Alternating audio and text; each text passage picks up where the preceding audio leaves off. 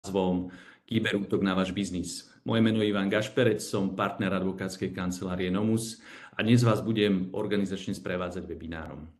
Spolu so mnou sú tu aj ďalší členovia Kyberaliancie Slovensko, ktorí majú s kybernetickou bezpečnosťou bohaté skúsenosti. Sú to Štefan Porubčan zo spoločnosti Soitron, Michal Miškovský zo spoločnosti Centrum poistenia, Gabriel Zahn zo spoločnosti Orange, aktuálne ešte nie je pripojený, ale na záverečnej časti v diskusii sa k nám pripojí, Marek Mariak za advokátsku kanceláriu Nomus a Silvia Strižová zo spoločnosti Vojcok. Rovnako sa veľmi tešíme, že na tento webinár prijal pozvanie a vystúpi aj Tomáš Hetich, člen predstavenstva kompetenčného a certifikačného centra kybernetickej bezpečnosti, príspevkovej organizácie ústredného orgánu štátnej správy pre oblasť kybernetickej bezpečnosti. Tomáš vás v prvej prezentácii prevedie novelou zákona o kybernetickej bezpečnosti a povinnostiach z nej vyplývajúcich. Na úvod si však ešte prejdeme zo pár organizačných vecí. Vaše mikrofóny aj kamery sú vypnuté. Vy ako účastník teda vidíte len sám seba, je to kvôli teda GDPR, ale nemajte obavu, nie ste tu jediní, sme pripojení viacerí. Webinár je od začiatku nahrávaný, video záznam spolu s prezentáciou vám pošleme mailom a bude dostupný aj na weboch členov Kybernetickej aliancie Slovensko. Otázky, neváhajte ich písať, môžete ich písať cez slajdo, buď priamo cez Webex v pravej lište, ktorú vidíte na svojich obrazovkách, alebo aj cez mobil, a to pod svojím menom, alebo teda anonymne. Na otázky odpisovať nebudeme písomne počas webinára, ale pokúsime sa na čo najviac z nich zodpovedať v ústnej diskusii na záver. Ak by nejaké otázky zostali nezodpovedané, tak na tie relevantné vám určite odpovieme, budeme vás kontaktovať dodatočne, teda za predpokladu, že nebudú napísané anonymne. Čo sa týka agendy dnešného webinára, tak po tomto úvode nás čaká prehľad novej legislatívy a aktuálneho stavu. Nasledovať bude moderovaná diskusia s tipmi, čo robiť, keď je vaša spoločnosť pod kyberútokom, a webinár uzatvorí diskusia a odpovede na vaše otázky, kde vystúpia všetci spomínaní zástupcovia členov Kyberaliancie Slovensko, vrátane Tomáša Heticha za kompetenčné a certifikačné centrum kybernetickej bezpečnosti. Na záver dovolte mi povedať ešte zo pár slov o našej aliancie. Kyberaliancia vznikla ako iniciatíva s cieľom poskytnúť pre prevádzkovateľov základnej služby, poskytovateľov one-stop shop riešenie pre oblasť kybernetickej bezpečnosti. To je komplexné zastrešenie všetkých relevantných oblastí. Je teda nejakou reakciou na rastúcu potrebu firiem ktoré čoraz častejšie čelia sofistikovaným kybernetickým hrozbám, pričom mnohé entity nemajú vlastné kapacity ani odborné zázemie riešiť tieto oblasti samostatne. Kombináciou expertízie z oblasti, ako sú technológie, právo, poistenie, ponúkame synergie, ktoré znižuje riziko nesúladu so zákonmi a minimalizuje následky prípadného incidentu. Teraz by som poprosil teda o krátke predstavenie jednotlivých členov, čo sa týka spoločnosti Soitron. Štefan Porubčan, expert a konzultant v oblasti kybernetickej bezpečnosti, aby nám teda v stručnosti predstavil svoju expertízu a expertízu spoločnosti Soitron. Ďakujem, Ivan. Moje meno je Štefan Porubčan, v Soitrone pôsobím už 2 dekády, posledných niečo cez 12-13 rokov práve na pozícii konzultanta v oblastiach informačnej a kybernetickej bezpečnosti. Takisto pôsobím ako outsourcovaný manažer kybernetickej bezpečnosti u viacerých zákazníkov. Spoločnosť Soitron, verím, že viacerým z vás netreba predstavovať. Sme systémový integrátor, ktorý má dlhoročnú tradíciu na slovenskom trhu a nielen na ňom. Pôsobíme v ďalších 7 krajinách v rámci EÚ, dokonca aj mimo nej. Do Soitron Group tiež patria ďalšie spoločnosti ako Millennium alebo Turing, poprípade Vojcok. Našim cieľom je pomáhať našim zákazníkom pri adresovaní víziev týkajúcich sa ich IT prostredí a systémov, kde v našom portfóliu je teda zastúpené okrem samotných bezpečnostných riešení aj riešenia pre infraštruktúru, kontaktné centra, videoriešenia, siete poprípade ďalšie doplnkové služby. Ďakujem. Ďakujem, Štefan, za predstavenie. Spoločnosť Centrum poistenia predstaví obchodný riaditeľ Michal Miškovský. Michal? Ďakujem ti, Ivan. Dobré ráno prajem všetkým aj za Centrum poistenia. Moje meno je Michal Miškovský, ako Ivan hovoril, som obchodným riaditeľom Centrum poistenia. Centrum poistenia sa ako spoločnosť 18 rokov špecializuje na poistenie firiem, pričom v tej poslednej dekáde sa veľmi zameriavame aj na poistenie kybernetických rizík a najmä legislatívnych povinností, ktoré z toho vyplývajú. Máme za sebou naozaj desiatky auditov IT spoločnosti a nastavenia poistných programov prakticky po celom svete. Vnímame, že s legislatívou spojenou s NIS 2 pribudli nové procesné riziká, ktoré sa snažíme nejakým spôsobom podchytiť vo forme poistenia, pričom to poistenie vysvetľujeme vždy klientom, že funguje ako nejaký strategický nástroj. Nie je to vždy povinnosť, je to strategický nástroj, ktorý pomáha zmierňovať dopady na cash flow, zvyšuje finančnú odolnosť firmy a hlavne pomáha tomu podnikaniu bez nejakých nepredvídateľných udalostí. A práve preto sme v rámci Kyberaliancie sa rozhodli prijať tú pozíciu a nájsť riešenie poistné, ktoré by pomohlo firmám zvládnuť aj tie nové legislatívne nástrahy a taktiež sankcie, ktoré z toho vyplývajú. Michal, ďakujem za predstavenie. Ďalej poprosím advokáta Mariaka z advokátskej kancelárie Nomus. Moje meno je Marek Mariak a som advokátom v advokátskej kancelárii Nomus. Naša kancelária sa špecializuje na komplexné právne poradenstvo v oblasti súkromného a verejného práva. Čiže okrem tradičnej agendy, ako sú zmluvné vzťahy, obchodné právo, súťažné právo, pracovné právo či akvizičné poradenstvo, sa intenzívne venujeme aj oblasti regulačného práva, compliance, ochrany osobných údajov a vrátane právnych aspektov kybernetickej bezpečnosti. V rámci novej zákonnej úpravy kybernetickej bezpečnosti poskytujeme široké spektrum služieb, medzi ktoré patrí právne poradenstvo v oblasti zákona o kybernetickej bezpečnosti a okrem toho aj GDPR a ďalších súvisiacich predpisov.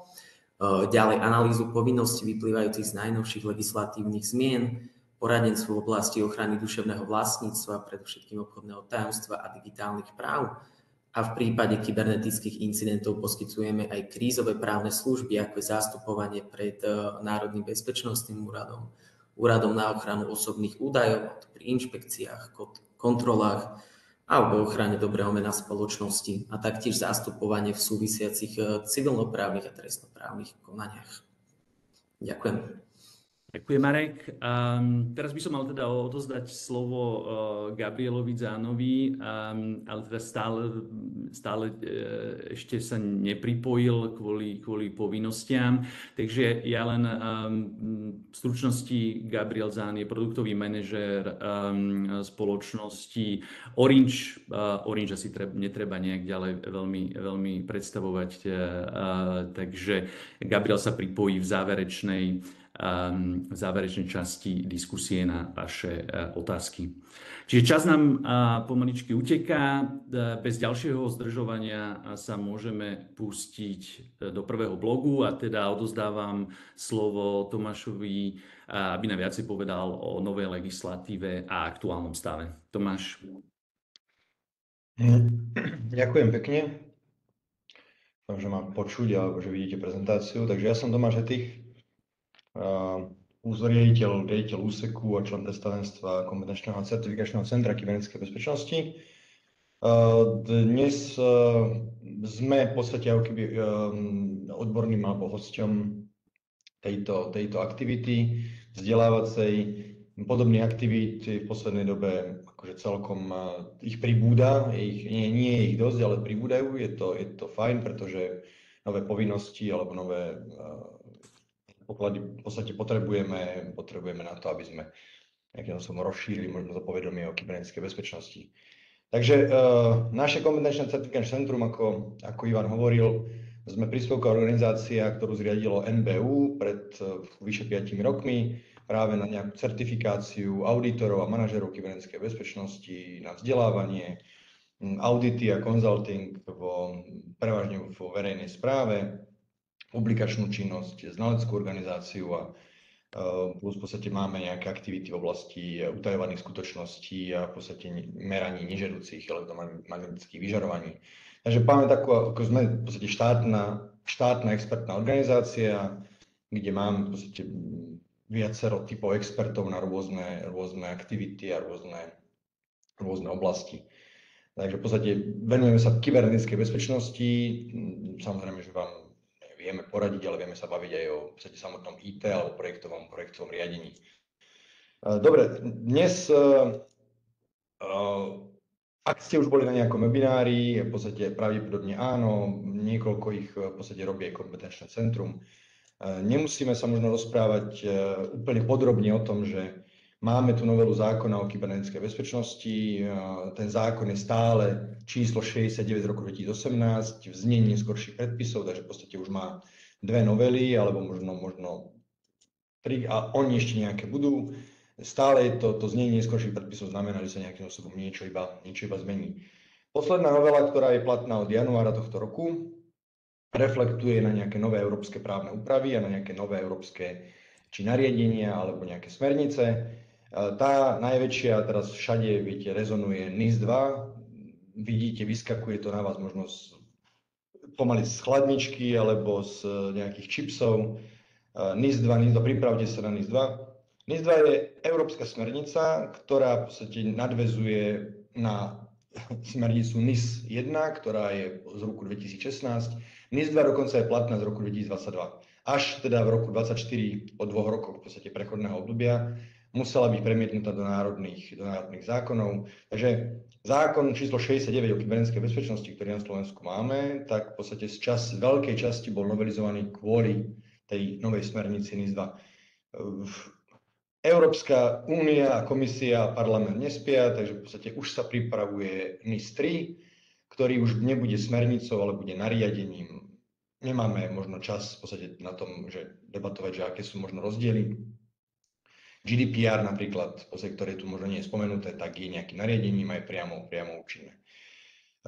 Ďalšie vplyvy na tú našu národnú úpravu, na ten náš zákon 69, v podstate bol Cyber Security Act, ktorý je tiež z roku 2019, v podstate je to o agentúre pre kybernetickú bezpečnosť a certifikácii bezpečnosti a IT alebo informačných a komunikačných technológií. Je tu nariadenie EU v podstate z roku 2019 o akreditácii a dohľadu na trhu. A máme tu CRA alebo Cyber Resilience Act. Takže ak tu mám niekde na webinári nejakých výrobcov, vývojárov, v podstate nejaké možno firmy, ktoré budú v podstate chcieť si certifikovať produkt, či je to produkt, alebo je to služba, alebo to bude nejaký software, budú môcť. Nariadenie je tu, premietnuté do slovenskej legislatívy, ako keby nemusí byť, pretože to je nariadenie. Bude sa pripravovať nejaká certifikácia, je na to teraz myslím, že 3 roky sú na nejakú prípravu organizácií, ktoré by niečo chceli. Dobre, pár detailov v podstate k tej transpozícii tej smernice NIS-2, ale možno veľmi rýchlo, takže v podstate v 14. decembra 2022 sa prijala v podstate smernica číslo 2555 a zrušila sa v podstate staršia smernica. NIS-2 je teda nejakým pokračovaním, je to evolučný krok voči tej staršej smernici NIS, ktorá hovorila o tom, akým spôsobom treba prijímať opatrenia, aké máme sektory, ktoré sa musia venovať kybernetickej bezpečnosti a ktoré nejakým spôsobom budú nejakými povinnými subjektami, tzv. Prevádzkovateľmi základných služieb. Na Slovensku teda od 1. januára 2025 máme novelu zákona, ktorá reflektuje na túto smernicu a aj ďalšie tie právne predpisy, ktoré som spomínal. Máme tu dokonca vykonávacie nariadenie Európskej komisie už od októbra minulého roka, pretože do októbra 18.10. minulého roku v podstate mala byť transponovaná novela. Stále z 28 štátov Európskej únie je asi stále 7 alebo 8, ktoré tú NIS-2 smernicu ešte nepremietli do zákonov. Najlepší príklad v podstate je Česká republika, kde sa oni v podstate zo špice pelotónu spred pár rokov dostali pomaly na chvost, pretože stále v parlamente debatujú o tom, že akým spôsobom tú smernicu transponovať a akým spôsobom nastaviť pravidla pre pre ich národného regulátora. Niektorým z vás, ak tu máme niekoho, teda máme tu poistenie, máme tu možno nejaký finančný sektor, tak v podstate vám bude hovoriť niečo DORA a je to Digital Operational Resilience Act, v podstate je to nariadenie pre bankový sektor, teda je to nariadenie priamo účinné. Banky a hlavne teda banky a finančné inštitúcie sa budú musieť teda riadiť nielen zákonom o kybernetickej bezpečnosti, ale aj DORou. To, čo sa ako keby zmenilo v tom zákone, ak teda verím, že väčšina z vás už v podstate poznala alebo trošku možno vedela, aké možno boli povinnosti v zákone 69, takže čo sa možno zmenilo? Pribudli nám nové subjekty, takže ak sme mali doteraz povinných subjektov a tých prevádzkovateľov základných služieb bolo okolo 1500, teraz sa to rozšírilo asi 4 až 5 násobne. Ešte stále možno nie je jasný úplný počet, pretože niektoré jednotlivé sektorové autority budú musieť určiť, ktoré ich subjekty v podstate budú prevádzkovateľmi alebo nebudú. Bezpečnostné opatrenia, o ktorých sa budeme venovať neskôr, v podstate budú sa určovať na základe analýzy rizík. V podstate teraz celý ten approach, alebo celý ten ako keby ten dôvod, akým spôsobom klasifikovať, akým spôsobom kategorizovať v podstate nejakú tú vašu organizáciu a vaše nejaké aktíva bude práve na analýzy rizík a nebude v samotnom možno slovom klasifikácia. Bezpečnosť dodávateľského reťazca, veľmi dôležitá vec, v podstate tretie strany explicitne sú spomenuté, explicitne v podstate sa im venuje veľká časť, budú sa vykonávať analýzy rizík, budú sa posudzovať tie firmy alebo tí vaši dodávateľia, tie tretie strany, ktoré majú vplyv na vaše podnikanie, tak budú musieť byť zaradené a budú sa im treba venovať aj teda nielen pri audite, ale pri implementácii opatrení.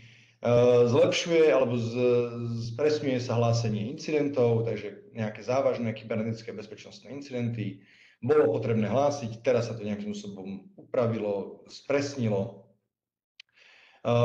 Zraniteľnosti informačných systémov, softvérov, v podstate nejakých častí, sieťových prvkov, serverov budú sa musieť nejakým spôsobom koordinovať, nejak zverejňovať, výrobcovia budú mať povinnosť v podstate hlásiť zraniteľnosti. Audit a samohodnotenie v podstate momentálne ostáva, bude nejakým spôsobom rozšírené tým, že bude viacej subjektov, bude treba vymyslieť v podstate proces, akým spôsobom to zvládnuť. No a to, čo pribudlo, je spomenutá tá certifikácia bezpečnosti produktov a služieb, takže súvisí to s tým CRA, s tým Cyber Resilience Act, kde si budete, keď bude chcieť vaša organizácia, vaša spoločnosť, vaša firma povedať si, že deklarovať, že máme náš software alebo naše hardwareové riešenie v podstate spĺňa toto nariadenie, budeme si ho môcť nejakým spôsobom certifikovať podľa nejakých štandardných kritérií a podľa certifikačnej schémy, ktorá sa ešte pripravuje. Prevádzkovateľ základnej služby, hovoril o tom v podstate Ivan, že máme väčšina z vás, predpokladám, ktorí možno sú pripojení, tak ste tu preto, že vás kybernetická bezpečnosť zaujíma a ste, alebo možno budete prevádzkovateľom základnej služby. Pojem základná služba už v podstate z toho zákona trošku vypadol.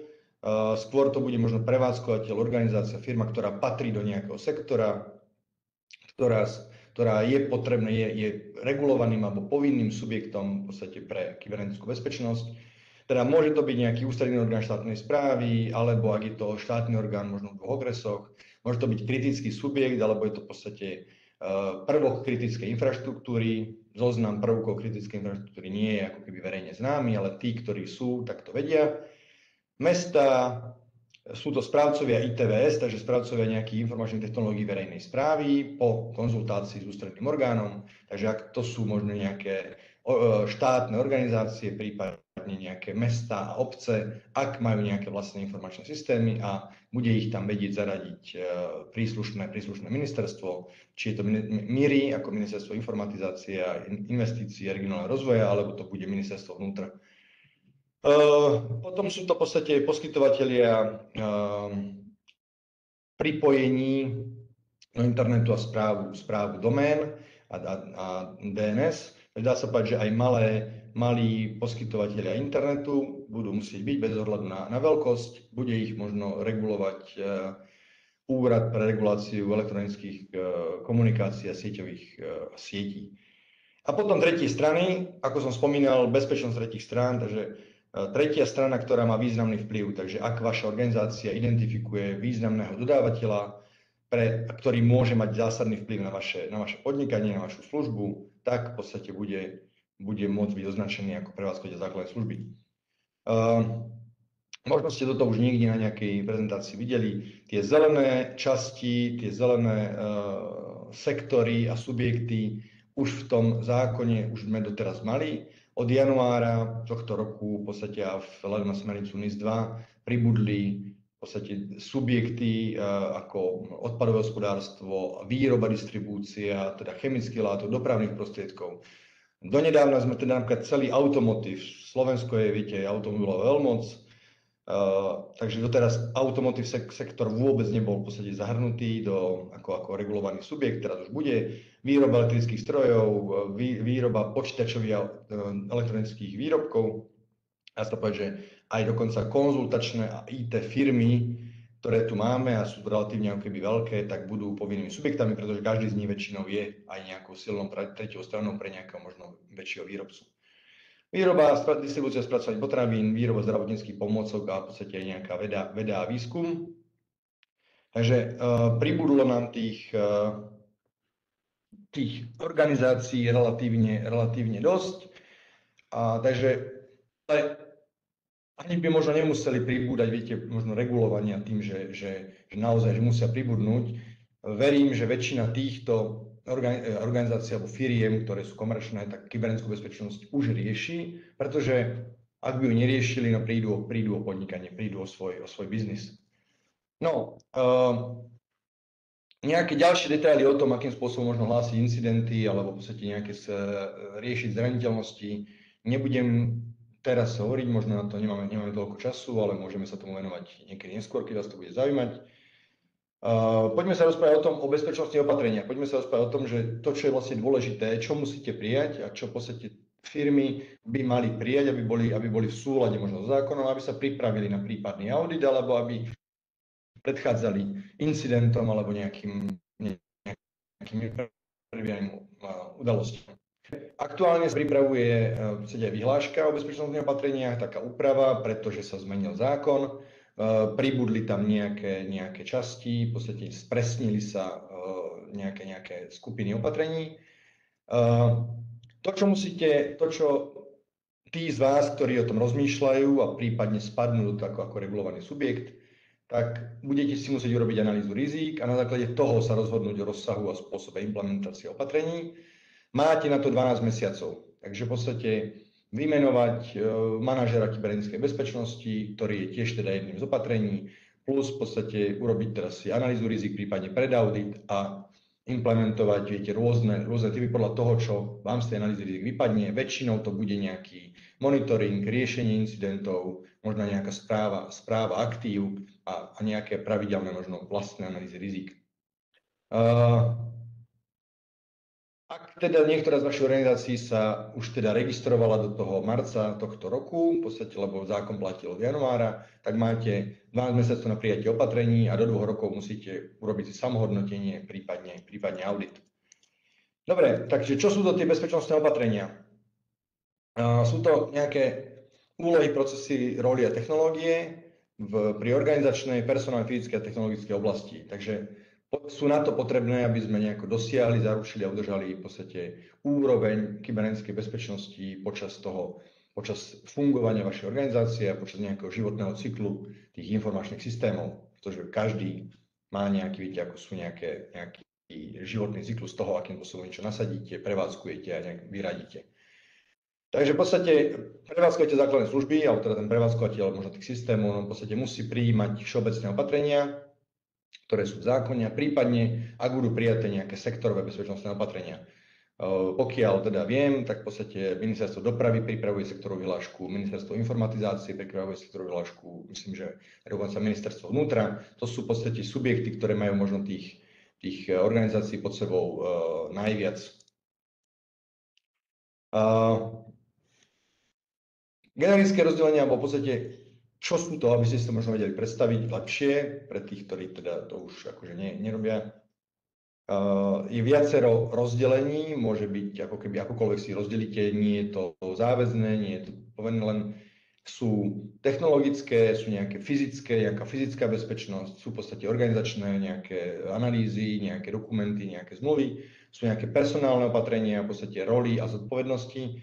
Potrebujete vždy kombináciu na to, aby ste dosiahli nejakú bezpečnosť alebo nejakú úroveň bezpečnosti, ktorá je pre vás dostatočná a viete v podstate dostatočne ju možno zaplatiť, pretože maximálna alebo absolútna bezpečnosť neexistuje, žiadna organizácia nemá toľko peňazí, aby nemala rizika, aby vedela pokryť všetko. Bohužiaľ, tak to nie je. Takéto možno logické rozlíšenie, nie nejaké organizačné, logické rozlíšenie opatrení môže byť nejaké preventívne opatrenia a sú potom nejaké reaktívne. Tie preventívne opatrenia ktorými sa viete pripraviť na to, aby sa vám napríklad nestal nejaký incident, aby sa vám nestalo niečo, ako bolo na katastri, alebo bolo v nejakej nemocnici, alebo aby sa vám nestalo niečo, možno ako bolo včera v Španielsku a v Portugalsku, kde vypadla celá sieť celý grid elektrický vypadol na niekoľko hodín.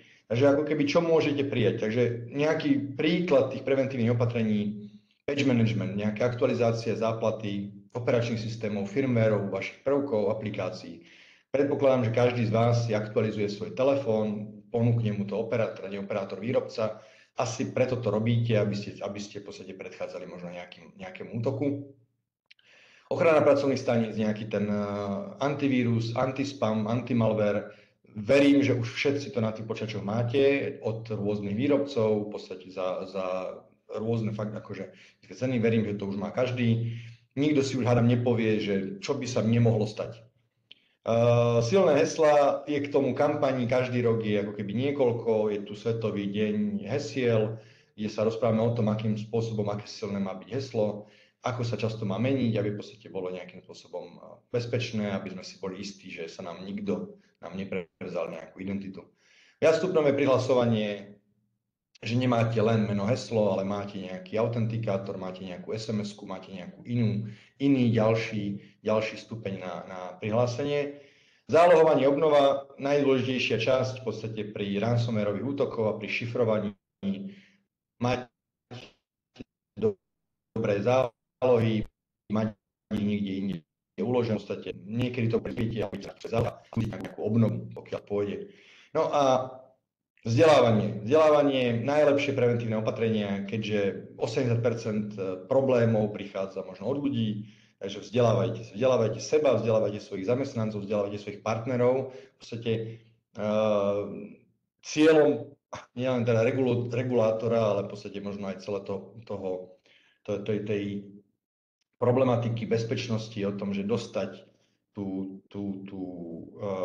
opatrnosť užívateľom do hlav, že v podstate, že si všimnú, že ten mail je nejakým spôsobom možno kostrbato napísaný, takže či to v podstate nemôže byť nejaký phishing, že sa naučíme našich ľudí neklikať na akýkoľvek link niekde v maili a v podstate neotvárať akýkoľvek súbor, nechodiť na stránky, kde teda hrozí možno nejaký malware. Takže vzdelávanie. Keďže sme starší, alebo teda ideme do toho seniorného veku, treba to vzdelávanie pravidelne opakovať, tak ako funguje napríklad BOZP alebo požiarna ochrana, alebo prvá pomoc. Je to zo zákona, všetci by to mali vedieť, no ako keby môžeme sa staviť, že kto zastane pri nehode a ide dávať prvú pomoc, lebo každý si myslí, že to nevie a že náhodou ešte spraví niečo zlé. Takže kybernetická bezpečnosť by mala byť takýmto spôsobom niekde u nás, niekde v podvedomí, že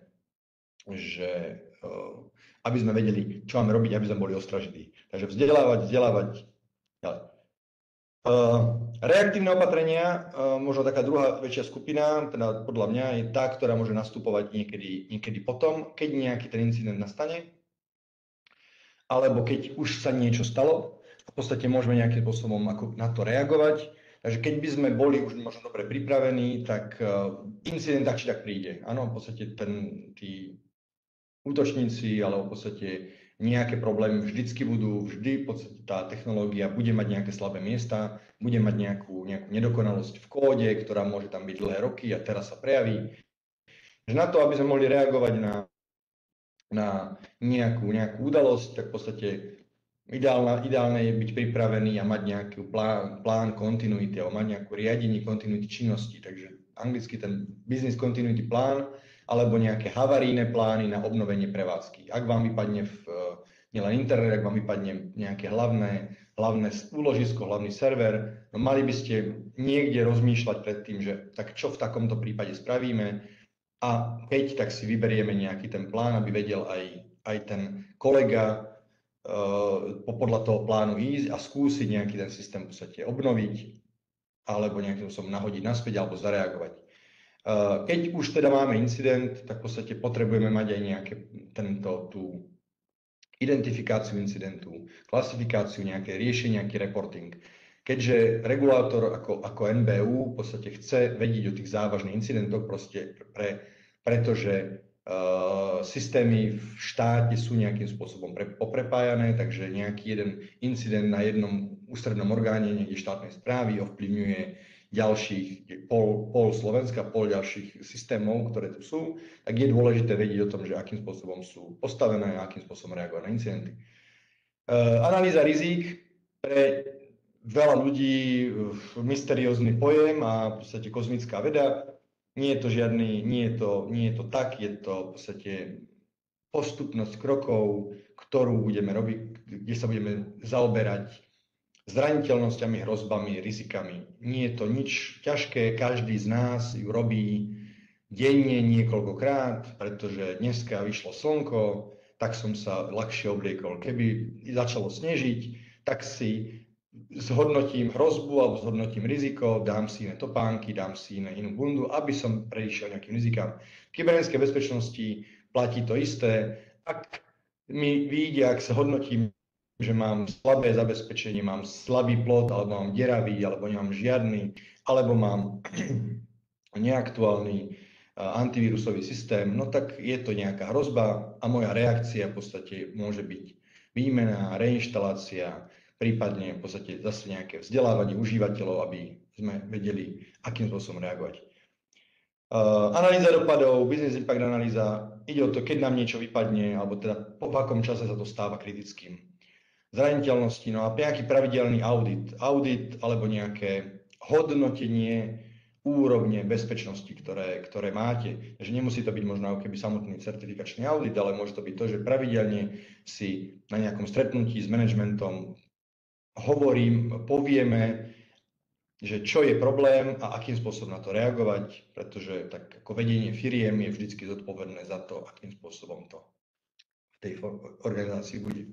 No a tak rýchlo, možno v podstate posledné 2 slajdy, kde začať. Takže vieme o tom, že máme nejaké nové povinnosti, máme tu nejakú novú legislatívu a príde ďalšia, Európska únia, komisia a parlament chrlia ďalšiu reguláciu, ale tak nie len teda Európa, ale samozrejme celý svet.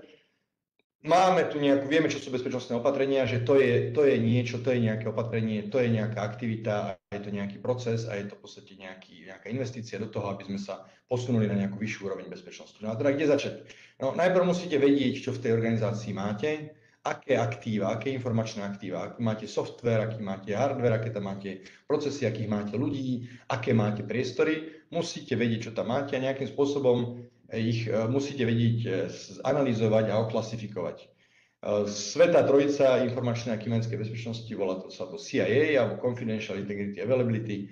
Podľa týchto 3 aspektov alebo atribútov viete zhodnotiť, ako dôležité je ktoré to informačné aktívum, aké je dôverné, aké je dôležité, aby bolo tie údaje v ňom aktuálne a aké je dôležité, aby bolo dostupné. Ak ste výrobný podnik, tak pre vás výrobná linka, ktorá je 24/7, je pre vás ako keby vitálnou časťou, najdôležitejšou časťou v podstate to, aby tá linka stále išla, aby bola stále dostupná.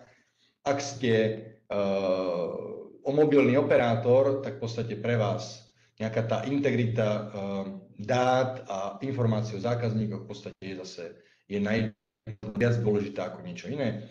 Ak ste personálna agentúra s 10 000 kont, s 10 000 osobných údajov, no tak pre vás ako keby dôvernosť je zase nejakým spôsobom dôležitejšia možno ako niečo iné. No a takže keďže máme aktíva, máme ich identifikované, máme ich nejakým spôsobom vybraté, ktoré je viac a menej dôležité, urobíme si možno analýzu dopadov, kde zistíme možno aj tie konkrétne procesy, keď vypadnú a ako dlho vypadnú, aký to má vplyv na organizáciu. Takže prídeme na to, že čo musíme zachraňovať viac, alebo čo skôr a čo neskôr, lebo keď vám všetko vypadne, tak musíte mať nejakú postupnosť. Nezačnite so všetkým, musíte vedieť, že čo skôr a čo je na ďalšom mieste. Keď máme prejdené teda tú analýzu dopadov, analýzu rizík, máme nejaké najväčšie rizika, máme teda najväčšie veci, ktoré sa môžu stať a ktoré majú najväčší vplyv na našu organizáciu alebo firmu. Tieto rizika sú zároveň nejakými scenármi pre kontinuitu. Takže keď vieme, že nám vypadne, keď je najväčším našim problémom je výrobná linka, keď som automotív výrobca a mám výrobnú linku, ktorá musí ísť, no tak v podstate potrebujem mať nejaký plán na to, aby som ju udržal v chode stále. Pokiaľ som mobilný operátor, no v podstate po minúte výpadku v podstate o tom vie celý internet, takže v podstate potrebujeme mať určite na to plány a mať záložné riešenie na to, aby proste ten výpadok nebol ani minútu, možno ani 10 sekúnd, aby to proste bolo stále nejakým spôsobom. Takže nejakým spôsobom máme rizika, máme scenáre pre kontinuitu, máme nejakú prioritizáciu podľa toho, teda čo je viac a menej dôležité. Toto všetko v podstate sa nestane bez zapojenia najvyššieho vedenia. Vaše vedenie organizácie musia vedieť, na čom pracujete a čo je dôležité, pretože oni sú ultimátnymi vlastníkmi rizík. Takže pokiaľ vám váš šéf, váš majiteľ povie, že pre neho je najdôležitejšie práve toto, no tak je to jeho zodpovednosť a tomu sa možno ako keby prispôsobíte, ale za vami sú v podstate nejaké dáta vzhľadom na analýzu rizik a nejakú BIU. No a keď máte nastavený systém, keď ste teda s tou implementáciou začali a prevádzkujete ju, treba ju mať nejakým spôsobom zdokumentovanú. Lebo príde nejaké hodnotenie, príde nejaký audit, potrebujete mať nejaké podklady, musíte mať napísané, že či teda tá dokumentácia súhlasí s realitou. Hej? Teda, že máme nejaké želania, máme tu nejakú dokumentáciu, tu je realita, mali by mečovať, mali by nejakým spôsobom byť rovnaké. Ak nie sú, tak máte dve možnosti. No, zmeniť realitu, implementovať niečo, zvýšiť bezpečnosť, vymeniť sieť, vymeniť firewally, vymeniť nejaké prvky, vymeniť ľudí, alebo zmeniť tú dokumentáciu, aby sedela s tou realitou. Lebo príde auditor, jeho samozrejme zaujíma, ako to máte napísané, teda, že OK, ukážte mi to v realite, ako to funguje, a keď nie, no tak budú v podstate otázky a budete musieť nejakým spôsobom zdôvodňovať. Takže toto je za mňa takou letom svetom, v podstate kybernetickou bezpečnosťou, nejaký úvod. Ak budete mať nejaké otázky, poprosíme vás do slajdu, ako hovoril Ivan. A ja som teda, myslím, že niekedy čo budem vedieť, tak sa budem snažiť odpovedať. Ďakujem pekne.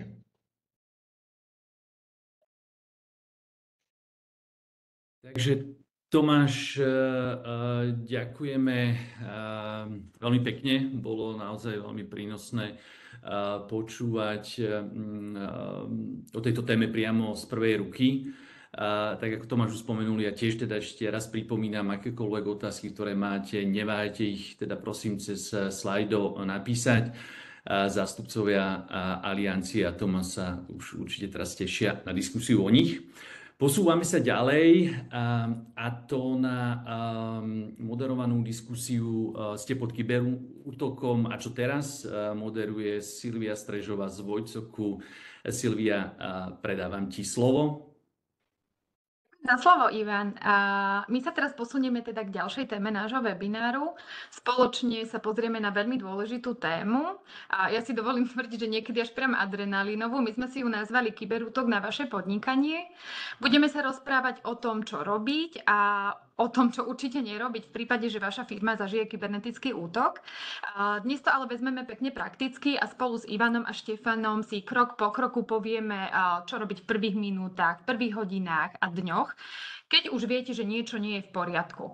A rada by som takto hneď v úvode zdôraznila, že sa nebudeme rozprávať iba o ransomware, ktorý v poslednom období dosť rezonoval v spoločnosti, pretože incidentom je phishing, je to únik dát, je to business email compromise, sú to DDoS útoky a takto by som mohla pokračovať ďalej, pretože kybernetické hrozby sa neustále rozvíjajú, sú čoraz sofistikovanejšie, no a je to skutočne mylná predstava, že sa týkajú a zasahujú len veľké firmy, pretože obeťou sú často práve menšie podniky, sú to úrady a sú to dokonca školy.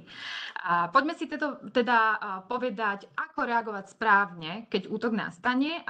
Štefan, ja začnem u teba. Predstav si bežná situácia, bežné ráno, zamestnanec príde do práce, zapne počítač, no a niečo nesedí. A teraz sa nemusíme nutne baviť o tom, že dáta sú zašifrované a nastane panika, ale môže ísť napríklad o nejaký spomalený systém alebo niekde beží podozrivý proces. Organizácia teda bola pravdepodobne napadnutá a otázka teda znie, čo je tá úplne prvá vec, alebo teda ten úplne prvý krok, ktorý by mala spraviť.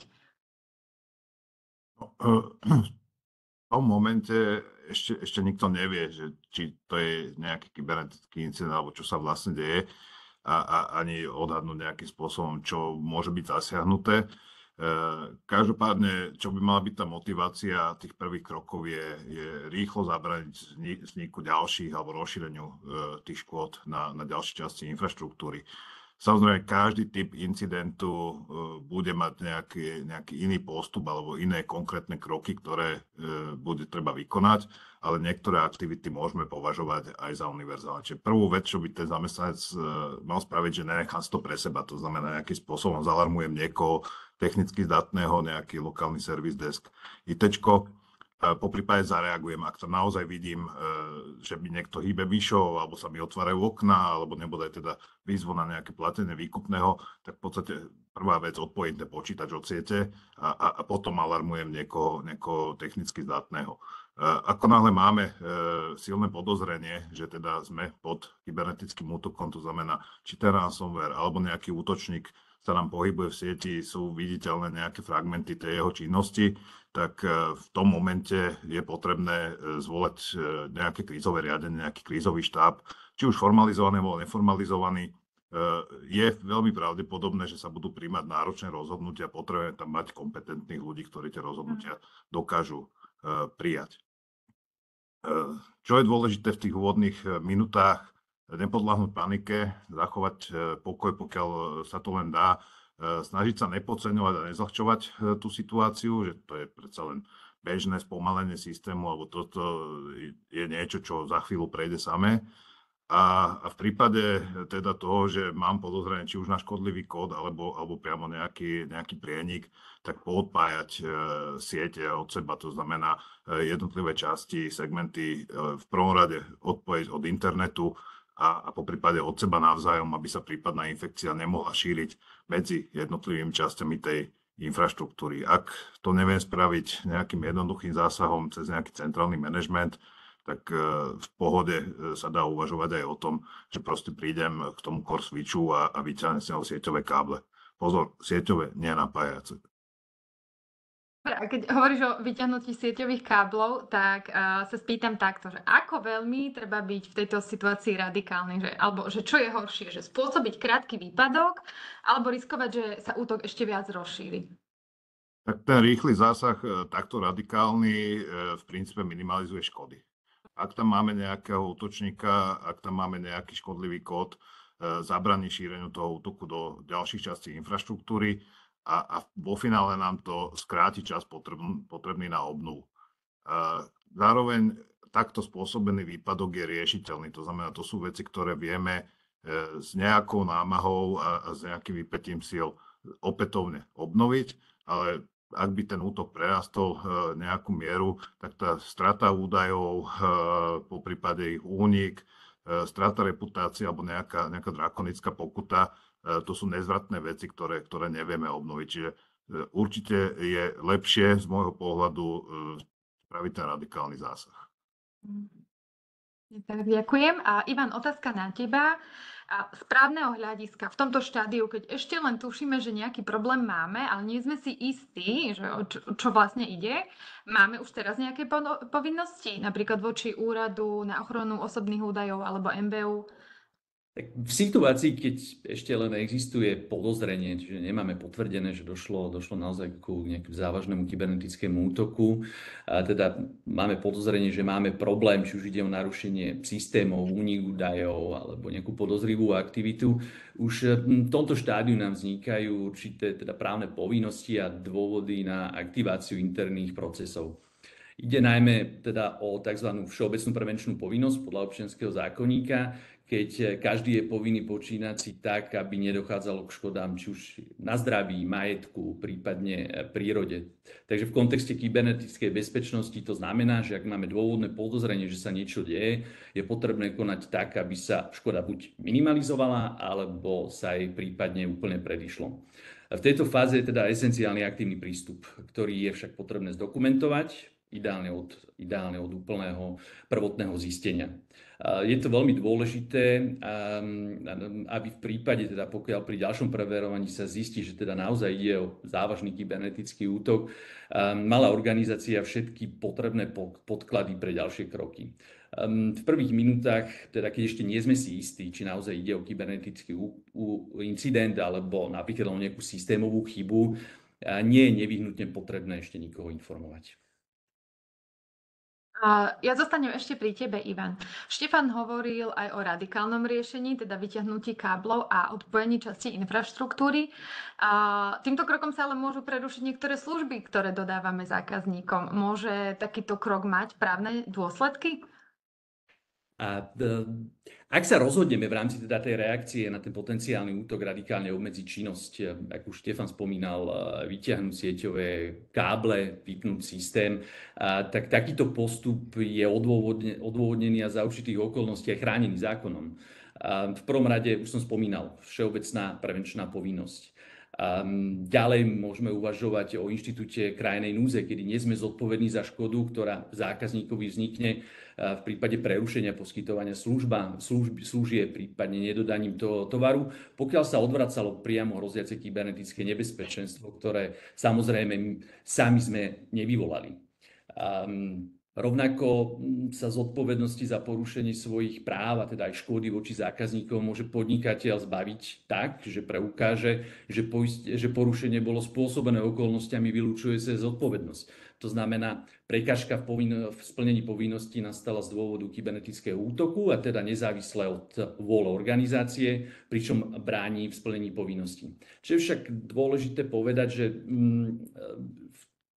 v danom kontexte máme tzv. Informačnú povinnosť vo vzťahu k zákazníkom ohľadne teda tej prekážky, ktorá nám bráni v splnení a jej dôsledok. Takéto informovanie je potrebné uskutočniť ideálne čím skôr, ako sa o danej prekážke dozviete. V neskorších fázach, keď už do procesu je teda zainteresovaný aj MBU, úpravu právnej zodpovednosti obsahuje priamo zákon o kybernetickej bezpečnosti.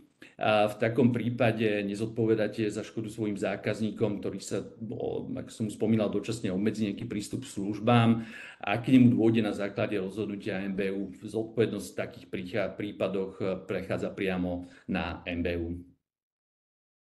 Ďakujem za odpoveď. Posuňme sa ďalej.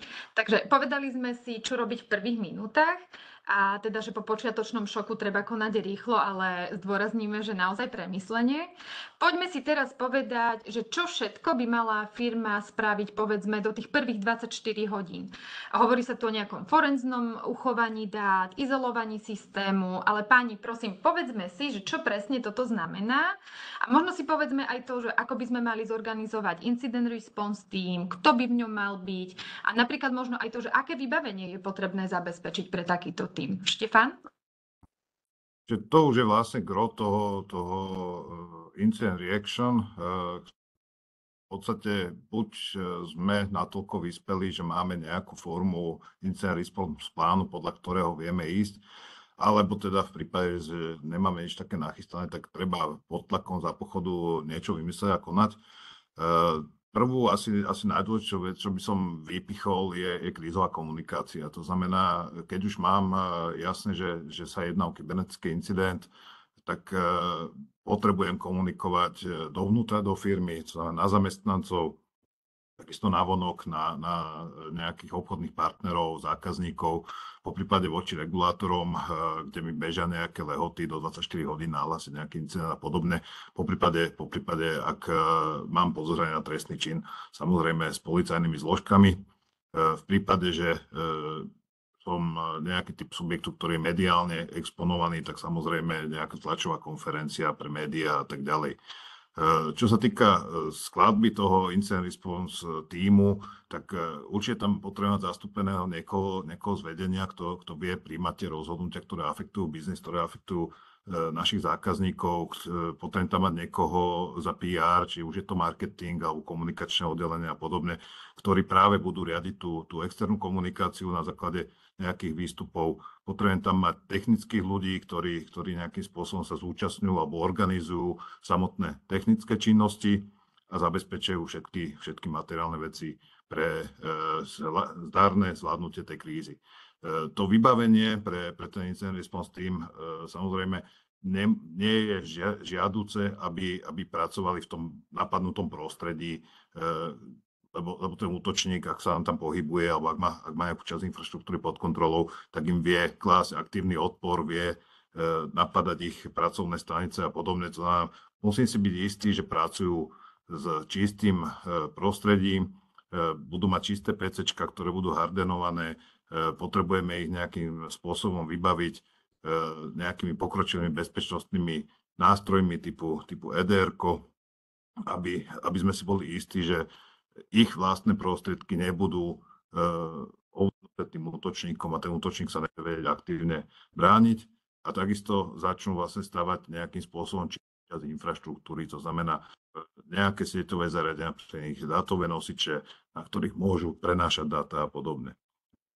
To, čo by vlastne malo následovať v tých prvých hodinách je pochopenie rozsahu toho útoku, zmapovanie škôd, čo všetko bolo zasiahnuté, kde všade ten útočník sa nám hýbal, to znamená, ktoré systémy, ktoré servery, ktoré dátové úložiska.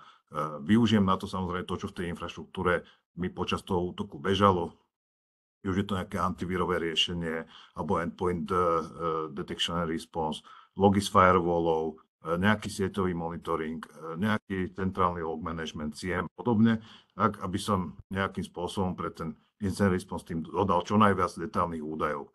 Všetky dôkazy, ktoré tam nájdem, je potrebné uchovať pre potrebu forenzného vyšetrovania a všetky kroky je potrebné zdokumentovať, aby v prípade to forenzné vyšetrovanie vedelo, akým spôsobom sa postupovalo.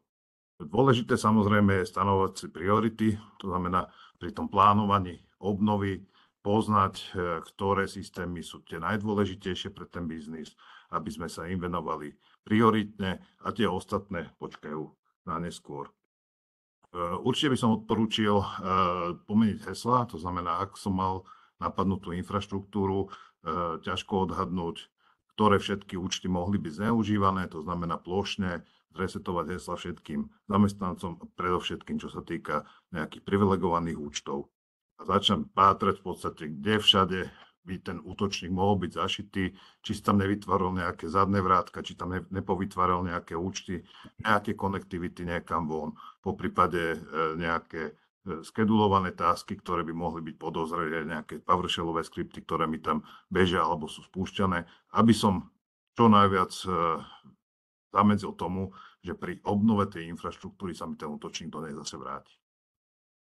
Dobre, pri všetkých týchto uvedených činnostiach incident response plánu, ktoré si opísal Štefan, mi napadá otázka pre teba, Ivan. Aké ohlasovacie povinnosti má firma už počas týchto prvých 24 hodín, keď teda už s určitosťou viem povedať, že skutočne u mňa v mojej organizácii došlo ku kybernetickému incidentu? Rozsah ohlasovacích povinností závisí od informácií zistených práve z postupu a činností, ktoré pred chvíľkou opísal Štefan. Z právneho hľadiska je veľmi teda dôležité identifikovať závažnosť a dopady kybernetického incidentu.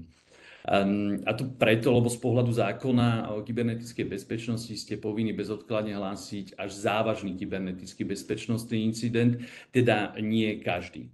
Pokiaľ teda posúdime, že došlo k závažnému kybernetickému bezpečnostnému incidentu, tak od jeho zistenia máme 24 hodín na nahlásenie NBÚ včasné varovanie. Zároveň, čo treba mať vždy na pamäti, že je možné, že keď teda došlo k napadnutiu systému, takýto incident útok mohol viesť aj k úniku osobných údajov a teda hrozí riziko pre práva dotknutých osôb. Vzniká nám rovnako oznamovacia povinnosť aj voči Úradu na ochranu osobných údajov. A tam je lehota 72 hodín od zistenia porušenia. A zároveň, pokiaľ teda vyhodnotíme, lebo rovnako aj v prípade osobných údajov musíme vyhodnocovať dopad a následky na rizika pre poškodené dotknuté osoby, pokiaľ to riziko je vysoké, tak rovnako musíme informovať aj takéto osoby. Čo sa týka oznámenia, ako už aj tiež Štefan spomínal, OČTK, tak v prvých hodinách sa s uvedením nemusíme nevyhnutne úplne stresovať, nie je tam nejaká presne daná lehota, dokedy musíme podať trestné oznámenie, ale zároveň, keď po riadnom prešetrení incidentu zistíme teda, že by mohol byť spáchaný, alebo teda sme presvedčení, že bol spáchaný trestný čin, nemali by sme teda veľmi dlho otáľať s podaním prípadného trestného oznámenia. V neposlednom rade, ak ide o regulovaný sektor, aj sa o energetike, zdravotníctvo, treba tiež sledovať osobitné regulácie, lebo teda v kontexte nejakého kybernetického útoku môžu byť ochromené poskytovanie teda nejakých služieb a z osobitné regulácie môžu nejaké špecifické povinnosti oznamovacie vyplývať, ktoré už teda nie sú upravené zákonom o kybernetickej bezpečnosti, ale teda sektorovými a jednotlivými reguláciami. Spomínal si závažný kyberbezpečnostný incident. Ja vidím, že v slade nám už prichádzajú otázky a pýtajú sa ľudia práve aj na toto. Tak ja len pripomínam, že teda máme slajdo a môžete písať otázky. Určite sa k tomu vrátime a určite Ivan rád zodpovie. Vďaka pani za užitočné informácie. Ja sama dobre viem, že toto, čo ste popísali, je veľmi precízny a náročný proces. Predpokladám ale, že veľa firiem v tejto chvíli rozmýšľa, či to zvládnu sami, alebo či si majú zavolať niekoho na pomoc. A aj z našej praxe dobre viem, že veľa firiem vôbec váha s priznaním si, že či situáciu vôbec zvládajú a skúšajú to vyriešiť sami. A napríklad aj nám alebo rôznych iných odborníkov zavolajú, až keď je neskoro. A preto ďalšia otázka, na koho sa môže firma obrátiť, keď nemá vlastný incident response team alebo si to situáciu nedokáže vyriešiť sama. Teda kto sú takíto ľudia, ktorí mi prídu na pomoc a ako ich vôbec mám zavolať včas? Štefan, skúsiš? Tak ono je to taká alchymia, že ako si uvedomiť, že už to nezvládam. Samozrejme mám pravdepodobne nejakých vlastných ITčkárov, možno nejakých vlastných bezpečákov, keď som väčšia firma. A keď vidím, že ten incident sa vymýka spod kontroly, tak tá prvá štácia, na ktorú by som sa ja asi odporúčal obrátiť, sú moji IT dodávateľia. To znamená, mám nejakých IT dodávateľov, nejakých IT služieb, nejaké infraštruktúry, mám s nimi nejaký dlhoročný vzťah, poznajú to moje prostredie a pravdepodobne budú ochotní mi pomôcť z tej kaše v zájme nejakých dlhodobých dobrých vzťahov. Samozrejme, môže a nemusí to výjsť, ale za to opýtanie nič ženám. Viem sa obratiť na štátne jednotky CIRT, či už povedzme CIRDeska, ktorý je na MIRI, ak som teda inštitúciou verejnej správy, poprípade na SKCER, ktorý je na MBU, ktorý práve by mal vedieť pomôcť prevádzkovateľom základných služieb. Prípadne postupne nám vznikajú rezortné CIRTy, to znamená, ak padám pod niektorý z rezortov, ktorý už CIRT má, tak oni tých odborníkov aj nejaké nástroje a podporu majú. Prípadne si môžem skúsiť pomôcť nejakým komerčným sokom, čiže Security Operations Centrum, ktoré poskytuje svoje služby. Veľmi často bývajú ochotní baviť sa aj s nejakým zákazníkom, ktorého ešte nemajú zazmluvneného, práve preto, aby ukázali tú nejakú svoju snahu, svoje skily a otvorili nám to cestu potom nejakú dlhodobú spoluprácu. V prípade poistenia bývajú niektoré poisťovne ochotné poskytnúť svoje vlastné incident response týmy, dokonca to môžu vyžadovať v prípade kybernetického poistenia, a následného incidentu, že ten incident response team takéto poisťovne sa podieľa alebo dohliada na riešenie toho incidentu. Čiže tých možností je viacero, nie sú nevyčerpateľné, ale určite je fajn sa nejakým spôsobom skúsiť obrátiť a je možné, že vám niekto z týchto uvedených subjektov bude ochotný pomôcť. Ďakujem. A čo na to hovorí právo, Ivan? Tak z môjho pohľadu nejde teda samozrejme len o technické riešenie, ktoré je esenciálne, ale aj teda právne dôsledky toho, kedy, ako a najmä teda s kým firma incident rieši. V prvom rade, Štefan to spomenul, ak organizácia nemá vlastný kompetentný tím, neznamená, že je bezmocná. Dôležité je neotáľať, pretože oneskorené alebo nezvládnuté alebo zle zvládnuté riešenia môžu mať teda nielen technické, finančné, ale aj právne dôsledky. Preto čo je vhodné mať pripravený rámec pre spoluprácu s externistami vopred, a teda nie až keď horí. To môže byť v zmluvách s IT dodávateľmi, upravené v interných smerniciach alebo v krízovom pláne. Zabezpečiť, aby teda externý partner vedel pomôcť aj s povinnosťami voči štátu, tak aby teda vedel pomôcť prípravu včasného varovania do 24 hodín, v neskoršej fáze aj s oznámením incidentu do 72 hodín, alebo teda podkladov pre OČTK či Úrad na ochranu osobných údajov. Nenechávať rozhodnutie o privolaní pomoc na poslednú chvíľu. Zákon o kybernetickej bezpečnosti predpokladá aktívnu spoluprácu a dokumentáciu. Čím skôr je odborník pri incidente, tým lepšie sa dajú splniť zákonné povinnosti a ochrániť záujmy organizácie. Dôležitá je aj právna ochrana voči tretím stranám, zákazníkom, obchodným partnerom, kde teda to rýchle riešenie je samozrejme najlepšou ochranou proti prípadným súdnym sporom a teda sankciám.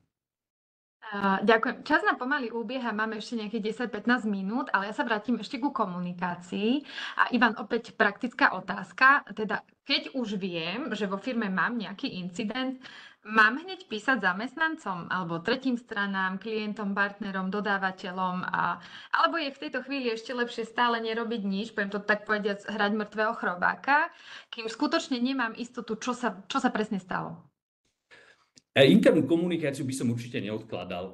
Zamestnanci musia vedieť, čo majú alebo nemajú robiť. Tu nejde len o informovanie, ale teda najmä zamedzenie ďalšiemu šíreniu incidentu alebo teda nejakému nevedomému konaniu, ktoré by mohlo situáciu zhoršiť. Napríklad klikanie na podozrivé e-maily, zapínanie zariadení späť do siete, ktoré už boli odpojené. Interná komunikácia by mala byť strohá, jasná, koordinovaná, či už pôjde z IT oddelenie, z IT bezpečnostného, ideálne po konzultácii s krízovým tímom, prípadne právnikom. Čo je dôležité, aby nezaznievali špekulácie, prečo sa stalo, kto by to mohol byť, ale jasné pokyny, akým spôsobom sa treba správať.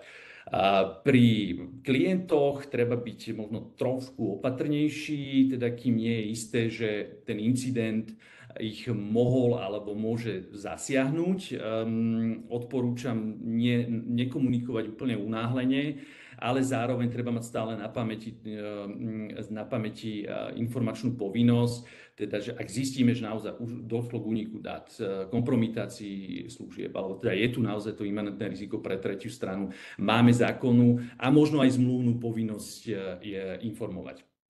Komunikáciu, čo je fajn mať, ako som spomínal, pripraviť si vopred. Vždy je lepšie mať koordinovanú komunikáciu a nie nejakú reflexívnu reakciu. Čiže komunikačný plán mať vopred pripravený, kde je jasne stanovené, komu sa komunikuje, čo sa komunikuje, kedy a kto to robí a teda kto to schvaľuje. Ďakujem vám za odpoveď a súhlasím, prosím, nepodceňujte komunikáciu, skutočne to môže viesť k chaosu, strate dôvery a určite k zhoršeniu dopadov na firmu. Dobre, doteraz sme hovorili o tom, čo robiť. Povedzme si prosím ale aj, že čo sú tie najväčšie chyby, ktoré by organizácia v prípade kyberútoku rozhodne robiť nemala. A aj nášmu klientovi sa napríklad už stalo, že prvá reakcia IT týmu bohužiaľ bola, že si chlapci povedali, no veď rýchlo to vyčistíme, vymazali logy, reštartovali servery a to všetko samozrejme v dobrej viere, že tým pomôžu, ale vlastne len zmazali dôkazy. A ako sa aj napríklad takýmto konkrétnym chybám vyhnúť, alebo čo sú možno ďalšie chyby, na ktoré by sme si určite mali dávať pozor. Štefan? Tak určite nemazať čokoľvek v danom momente, ak to teda nestiel zmazať útočník, tak týmto nechceme pomáhať. Ďalšou chybou by mohlo byť, že vyčkávať a nekonať zostať v nejakej paralýze a dúfať, že sa to nejako vyrieši samé. Ďalšia vec, ktorá je spojená s tým odporúčaním radikálnym, nechajte systémy naďalej plne funkčné, plne online, bez nejakých obmedzení pre prístup užívateľov, pre prestupy medzi systémami samotnými. Ak teda je tamto silné podozrenie, že máme nejakého útočníka v sieti alebo že sa tam šíri škodlivý kód. Ďalšou chybou by mohlo byť obnovovanie záloh bez ich overenia, či sa tam nenachádza nejaký už škodlivý kód alebo nejaké súbory, ktoré by tam nemali byť. Čiže každú tú zálohu je potrebné nejakým spôsobom podrobiť podrobnej kontrole predtým, než to obnovím do nového čistého prostredia. Určite komunikačné prešlapy, to znamená nejakým spôsobom buď úplné zatajovanie, alebo až vyviňovanie sa a klamanie či už verejnosti, alebo tých svojich obchodných partnerov. To klamstvo väčšinou veľmi rýchlo ide na povrch. A čo by som povedal ako poslednú vec, teraz mi to ušlo v myšlienkach, nejakým spôsobom sa snažiť zachraňovať tú situáciu na úkor niekoho iného. Hľadanie vinníka napríklad je vec, ktorej by som sa úplne vyhol. To znamená, nepomáha to riešeniu tej situácie a skôr to navodzuje nejaký pocit neistoty a nepomáha to tej veci. To znamená úplne sa vyhnúť hľadaniu vinníka. A to sa deje bohužiaľ veľmi často. Ivan, ako to vidíš ty z právneho pohľadu? Štefan teraz hovoril aj o komunikačných prešľapoch a ja pridám opäť príklad z praxe. Mali sme klienta, ktorý zistil, že má incident, no a niekto z vedenia sa bohužiaľ rozhodol napísať zamestnancom e-mail, v ktorým im tvrdil, že všetko je v poriadku, nemusia sa ničoho báť. Lenže samozrejme nič pod kontrolou nebolo a v konečnom dôsledku z toho bol celkom prúser. A toto sa deje bežne. Pýtam sa na to preto. Ako veľmi môže z tvojho pohľadu takáto predčasná alebo aj zle formulovaná komunikácia aj zvonka, aj znútra poškodiť firmu?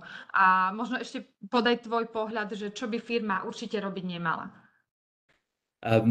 Určite snaha o zatajenie incidentu alebo nejaké bezhlavé platenie výkupného nie je cesta. Firma v prípade zatajenia incidentu, alebo môže to byť aj teda manažer kybernetickej bezpečnosti, či už ide o internistu alebo externistu, môže vystaviť seba rôznym sankciám alebo teda postihom.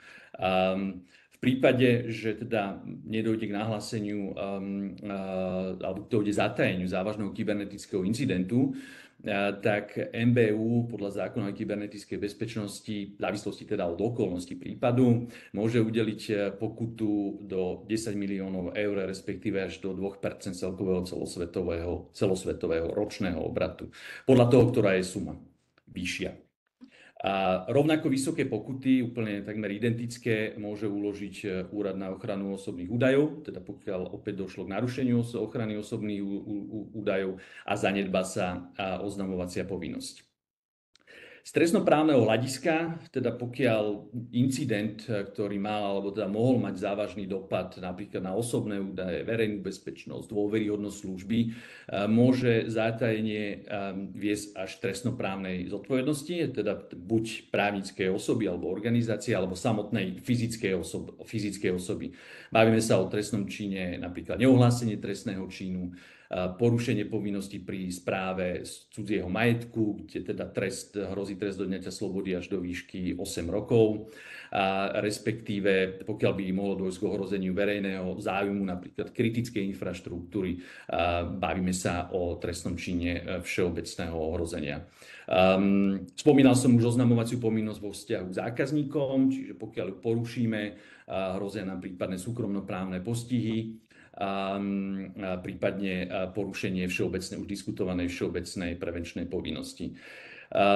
Čo sa týka platenia výkupného, čo tiež často sa stretávame, počujeme z médií, že sa platilo alebo sa rozmýšľalo nad zaplatením výkupného v domnení, že sa situácia vyrieši, tak na uvedené samozrejme neexistuje nejaký právny rámec, avšak takýto postup určite by som neodporúčal, neexistuje žiadna garancia, nemáme tu zmluvnú stranu, s ktorou sa dohadujeme o podmienkach, máme tu v podstate kriminálnika, ktorý nás okradol a ktorý pácha protiprávnu činnosť, čiže platenie výkupného rovnako určite nie je cesta. Ja s týmto súhlasím, vo Vojtsoku samozrejme rozhodne odporúčame neplatiť a mohli by sme o tom hovoriť viac prečo, ale teda tlačí nás čas, poďme preto ďalej a povedzme si teda, že útok sa nám už podarilo nejakým spôsobom zastaviť, izolovať a povedzme si teraz prosím, že ako vyzerá proces obnovy, kedy začať, ako dlho to bude trvať a možno aj na to si povedzme niečo k tomu, že na čo si dať veľký pozor. Skúsiš, Štefan? Jasne, no kedy začať? Hneď ako sú na to umožnené podmienky a mám na to prostriedky a snažím sa to urobiť rýchlo, ale nie zbrklo. To znamená, chcem sa vyhnúť tomu, že sa mi ten incident zopakuje a na toto je dobre si osvojiť paranoidný prístup. To znamená, to, čo nie je dostatočne overené a preukázateľne zabezpečené, jednoducho považujem za kompromitované a možno kompromitované a takto sa k tomu stavím.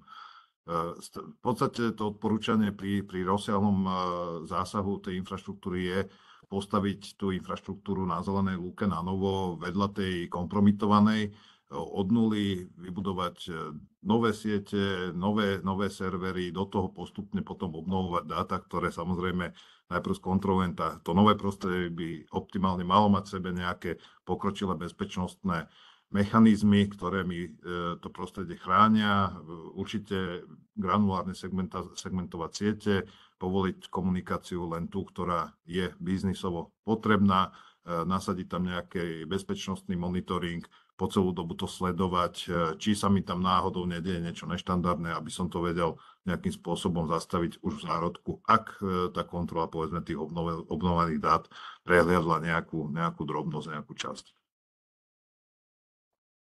Povedzme si prosím ťa, že aj ako prebieha analýza a obnova. Ako mám vôbec zistiť, že útočník tam už nie je? Lebo aj v našej praxi sa stalo, že firma predtým, ako sa nám ozvala, síce obnovila systémy z backupu, no ale útočník tam znova bol, pretože v tých ich zálohách bol už mesiace. Čiže otázka, že čo všetko treba skontrolovať pri obnove dát a systémov? V podstate si asi nevystačíme len s jedným tým novým čistým prostredím, ale vedľa neho ešte nejaké dočasné kontroly, kde bude potrebné práve na tú kontrolu. Samozrejme všetky servery a koncové stanice, ktoré pri tom používam, by som mal nainštalovať od piky, to znamená nerobiť restore full systému, ale nainštalovať operačné systémy a aplikácie na novo a do toho sa snažiť obnoviť len tie biznisové dáta, nakoľko pri tom full restore systému je veľmi náročné dohľadať fragmenty niekde, ktoré by mohli umožňovať tomu útočníkovi návrat. Všetky takto vybudované stanice servery je potrebné hardenovať a samozrejme opečovať a vybaviť ich nejakým EDR-kom, poprípade nejakým monitoringom, ktorý mi dokáže zistiť nejaké odchýlky. A až potom, čo je všetko takýmto spôsobom pripravené a skontrolované, tak to presúvam do tej novej časti infraštruktúry. Zároveň, čo popri tomto robím, je v podstate nejaký pokus o forenznú analýzu. To znamená, dôkladne analyzujem ten incident, snažím sa identifikovať jeho nejaké identifikátory, ktoré zraniteľnosti mohli byť zneužité, aké fragmenty ten útočník po sebe zanechal, aby som práve mal vodítka, čo hľadať v tých zálohách, či sa mi tam nevyskytujú nejaké pozmenené knižnice alebo nejaké zápisy v registroch a podobne. A tie zistenia potom viem použiť aj do budúcnosti, to znamená, zlepším svoju odolnosť tým, že sa poučím z toho incidentu, zistím, kde treba nejaký lepší hardening a podobne.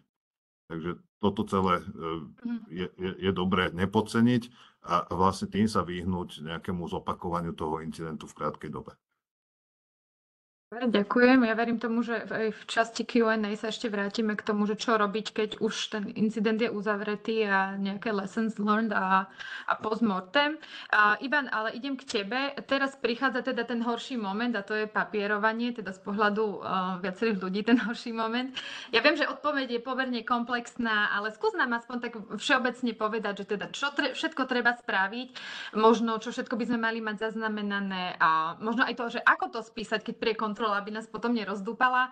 Aké dokumenty, aké dôkazy zhromaždiť pre potom možno nejaké možné prípadné vyšetrovanie a možno nám povedať, že ako ich správne uchovávať.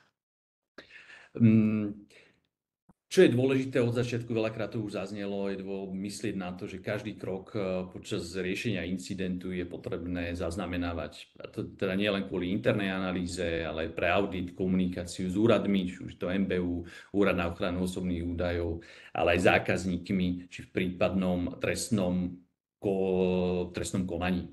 Čo odporúčam je viesť incident log s údajmi o časovej osi incidentu, o prijatých opatreniach. Je potrebná, aby bola zaznamenaná komunikácia, či už interná alebo externá. A rovnako o technických dôkazov, rôzne logy, snímky, forenzné dáta. Tieto dôkazy by mali byť, ale musia byť uložené bez možnosti manipulácie, napríklad read-only alebo s hashovaním. Pri závažnom incidente, už sme to spomenuli, ale zopakujem, sa musí do 72 hodín od zistenia hlásiť oznámenie, v ktorom sa aktualizujú a doplňajú informácie z včasného varovania podaného do 24 hodín a následne do 1 mesiaca sa predkladá komplexná záverečná správa. Z môjho pohľadu je najdôležitejšie následovné, teda preukázateľnosť konania, že teda organizácia konala promptne a v súlade so zákonom, a teda nielen technicky, ale aj z hľadiska rozhodovacích procesov. Dokumentácia rozhodnutia a opatrení, prečo sme sa rozhodli vypnúť systém, ako sme incident klasifikovali, prečo sme ho hlásili alebo nehlásili ako závažný.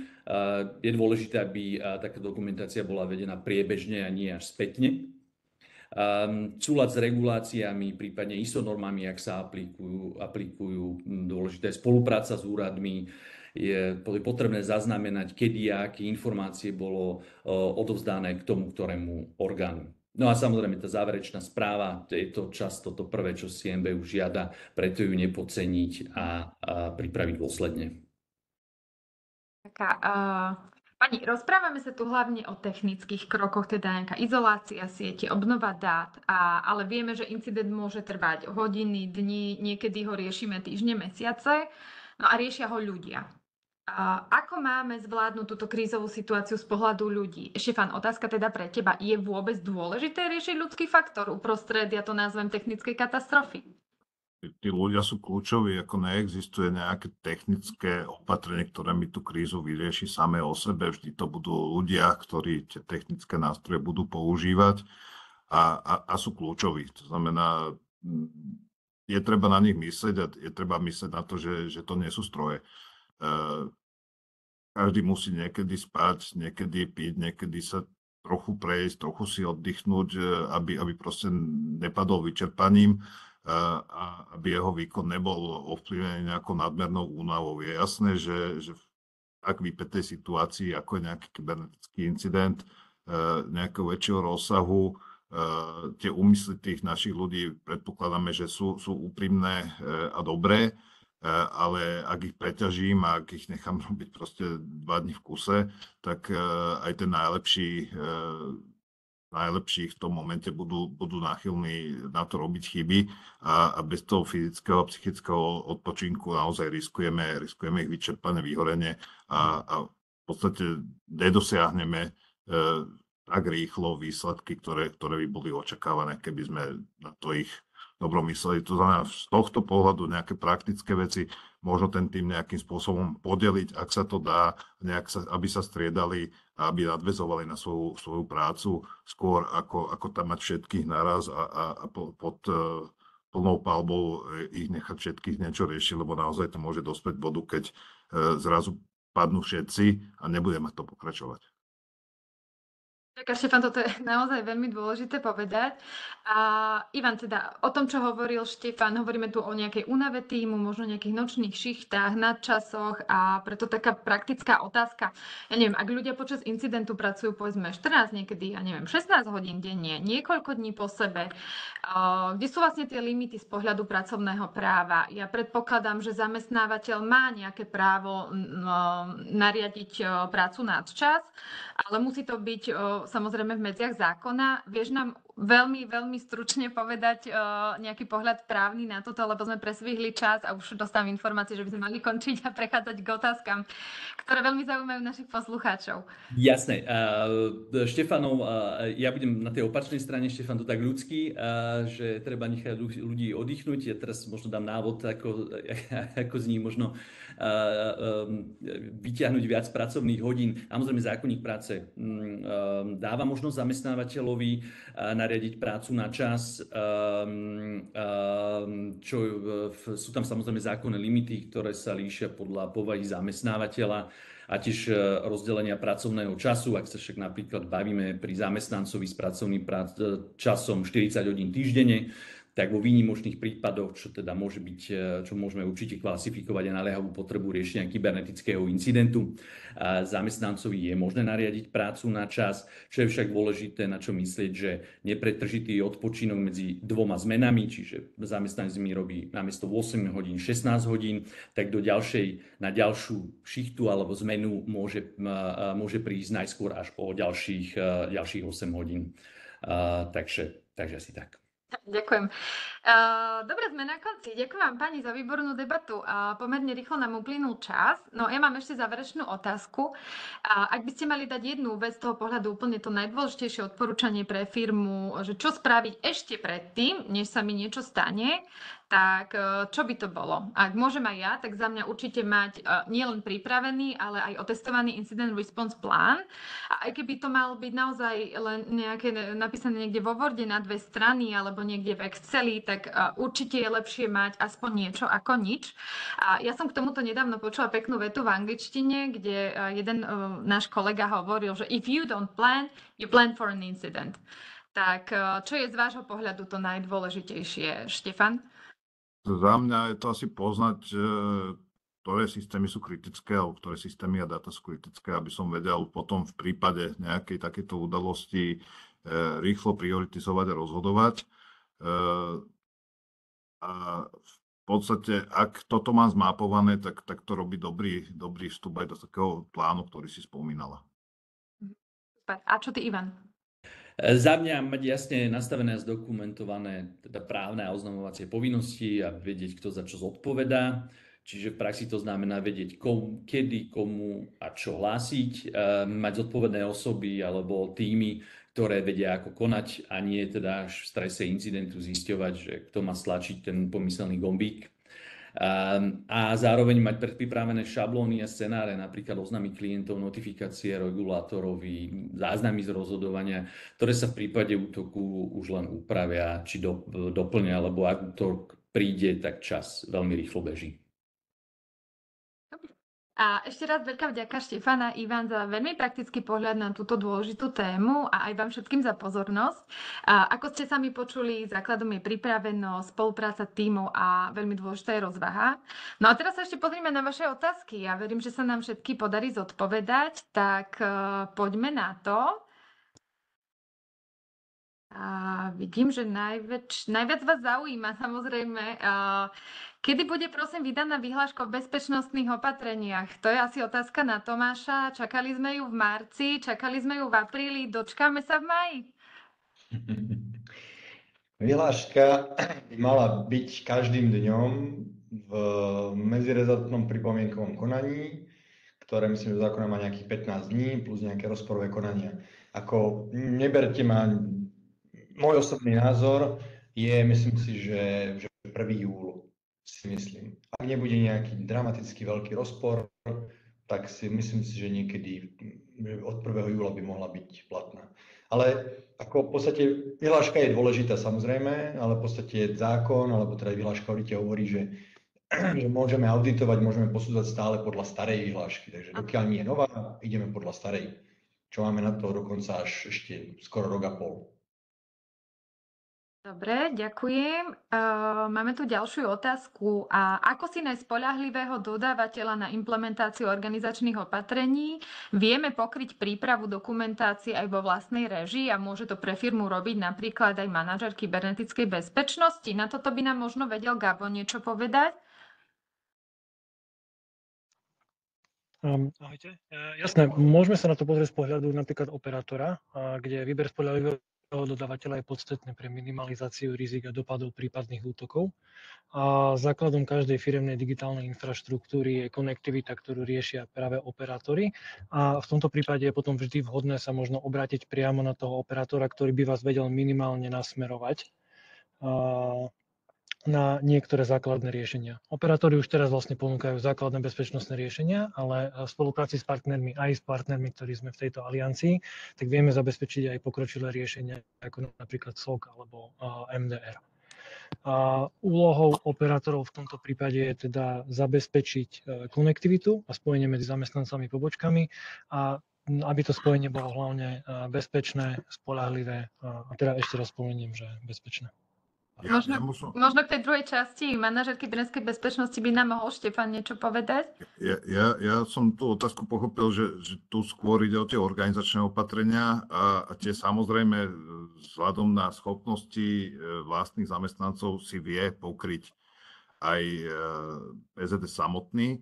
Ak teda na to má dostatočne šikovných zamestnancov, tak dokonca by som povedal, že to je asi lepšie, ako keby to robil externý dodávateľ, keďže poznajú tú firemnú kultúru, poznajú to procesné prostredie, ktoré tam už existuje a asi majú predpoklady efektívnejším spôsobom zaradiť tie nové požiadavky na nejaké organizačné opatrenia do toho existujúceho procesného rámca, čo však nie je vždy ten prípad a vieme aj z našej praxe, že nie vždy všetky firmy proste takéto know-how vedia mať interne a v tom momente je to nejaká spolupráca nejakého dodávateľa s tými internými zamestnancami na to, aby to nejakým spôsobom nebol len nejaký papier do šuflíka, nejaká nová smernica, nejaké nové politiky, ktoré proste skončia niekde a vyťahnú sa a oprešia sa v momente nejakého auditu, ale aby to naozaj mohlo nejakým spôsobom byť zaradené do toho systému riadenia tej danej spoločnosti. Čiže áno, môže sa na tom zúčastňovať aj MKB, či už interný alebo externý, ale nemalo by to byť ako one-man show a vystavenie nejakého generického templateového dokumentu alebo sady dokumentov, ktoré skončia niekde šuflíkom, aby to byť praktické procesy, ktoré sa následne samozrejme do tej firmy pretavia už nie zásahom MKB a už vonkoncom nie zásahom externého MKB, ale tým, že tá firma a vedenie tej firmy si to nejakým spôsobom adoptuje a uvedie do života. Ja môžem dve vety iba, že manažer kybernetickej bezpečnosti, to MKB, je tiež jedným z opatrení. Takže firma má na to nejaký čas. Manažer kybernetickej bezpečnosti musí spĺňať znalostný štandard, ktorý teda je daný ako keby vyhláškou o znalostných štandardoch. Takže aby ste niekoho mohli prehlásiť za MKB, tak niečo musí vedieť, takže nemôže to teda byť asi hocikto. Preto firmy využívajú možno externých, kým budú mať dostatočne dobrých alebo dobrého vlastného MKB. A súhlasím so Štefanom, že áno, vždycky lepšie ho mať interne, pretože tú bezpečnosť už tu máme stále. Stále máte nejakých ITčkárov, ktorí sú ideálnymi kandidátmi na budúcich MKB, pretože tú bezpečnosť vykonávajú. Takže áno, kvalitu dokumentácie preverí incident alebo preverí v podstate auditor. Auditor formálne, incident vám preverí firmu ako keby celkom dosť.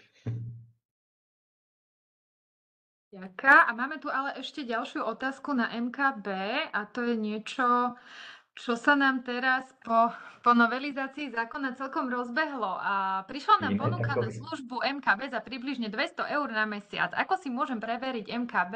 Lebo sú aj drahšie ponuky. Ja k tomu toto dám, že sú aj rôzne, oveľa lacnejšie ponuky od rôznych pseudoodborníkov. Takže ako sa na toto dívať, aby firma nenaletela, povedzme, aby naozaj služba, ktorú očakáva, aj bola dodávaná a nechodili len mesačné faktúry za, poviem to tak škaredo, nič nerobenie. Dobre, iba chvíľku. Možno Štefán alebo Tomáš, skúste. Hovoril som o znalostnom štandarde, takže v podstate manažér kybernetickej bezpečnosti by mal niečo spĺňať. Ak si ho chcete preveriť, tak ako si preverujete inštalatéra alebo preverujete si maliara, tak sa treba pýtať na referencie. U manažéra KB žiadajte certifikát, takže sú certifikovaní manažéri, ktorí zjavne teda deklarovali nejaké svoje znalosti a spravili nejakú certifikačnú skúšku. Manažér KB za 200 eur za mesiac je naozaj,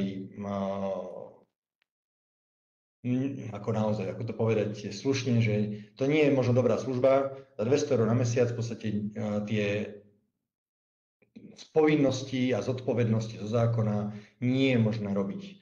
Takže áno, vyrojilo sa ich tu hromada. Preverovať môže byť naozaj skúsenosťami alebo v podstate nejakými referenciami. Pýtajte sa naozaj, čo ten človek u vás bude robiť a za čo kupujete a dobre si treba pozrieť tú zmluvu s tým manažérom, čo v nej je a čo v nej nie je. Štefan má doplniť. Môžem ja ešte doplniť, tak ty si hovoril o tom, že overiť si aj, či je manažér kybernetickej bezpečnosti certifikovaný. Tuto ale zákon udeľuje ako keby povinnosť auditora byť certifikovaný, ale ten manažér kybernetickej bezpečnosti môže byť vo firme menovaný a nemusí byť certifikovaný. Čiže tu je to takéto... Áno, ale môže byť menovaný, ale musí stále spĺňať znalostný štandard. Takže manažér KB môže to byť menovaná naozaj kdokoľvek by mohol byť, ale pri audite musí spĺňať znalostný štandard.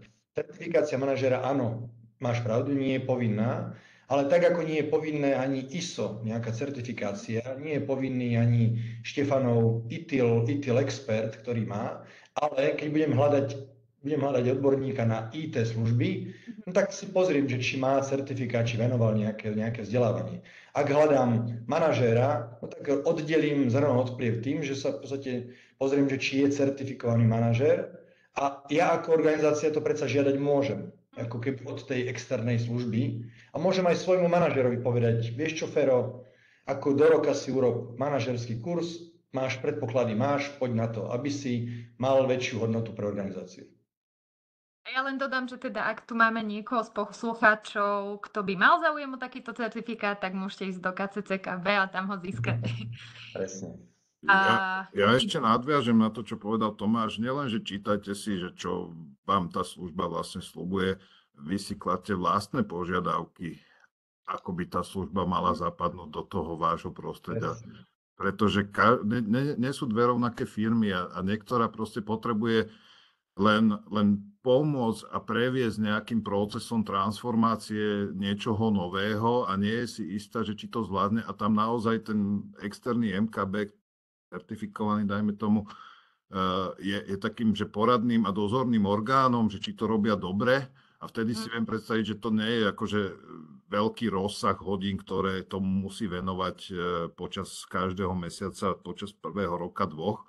A viem si predstaviť, že tým pádom aj cenovka takejto služby vzhľadom na nejaký znížený rozsah bude nižšia. Ak už máte ISO 27000 a máte svojho vlastného manažera informačnej bezpečnosti a z nejakého dôvodu sa rozhodujete, že ešte by nemal byť tejto roli, lebo niečo, máte na to, ja neviem, je vyťažený alebo obhospodaruje príliš veľa dcerských spoločností a nevychádza mu proste absorbovať túto agendu, tak k nemu dáte niekoho, ale ten niekto už pôjde do firmy, ktorá je vyspelá, ktorá veľa vecí už má, nemusí ich on implementovať od nuly a tak ďalej, takže znížite ten rozsah. Na druhej strane, keď máte u vás bezpečnosť na zelenej lúke, doteraz to bola domena viac menej nejakej ochoty vašich pár ITčkárov, a viac menej v tej téme nie ste doma, potrebujete potiahnuť, potrebujete vedenie a potrebujete implementáciu povedzme aj tých organizačných opatrení, čiže tvorbu nejakých politik, smerníc, tak by tá vaša požiadavka na toho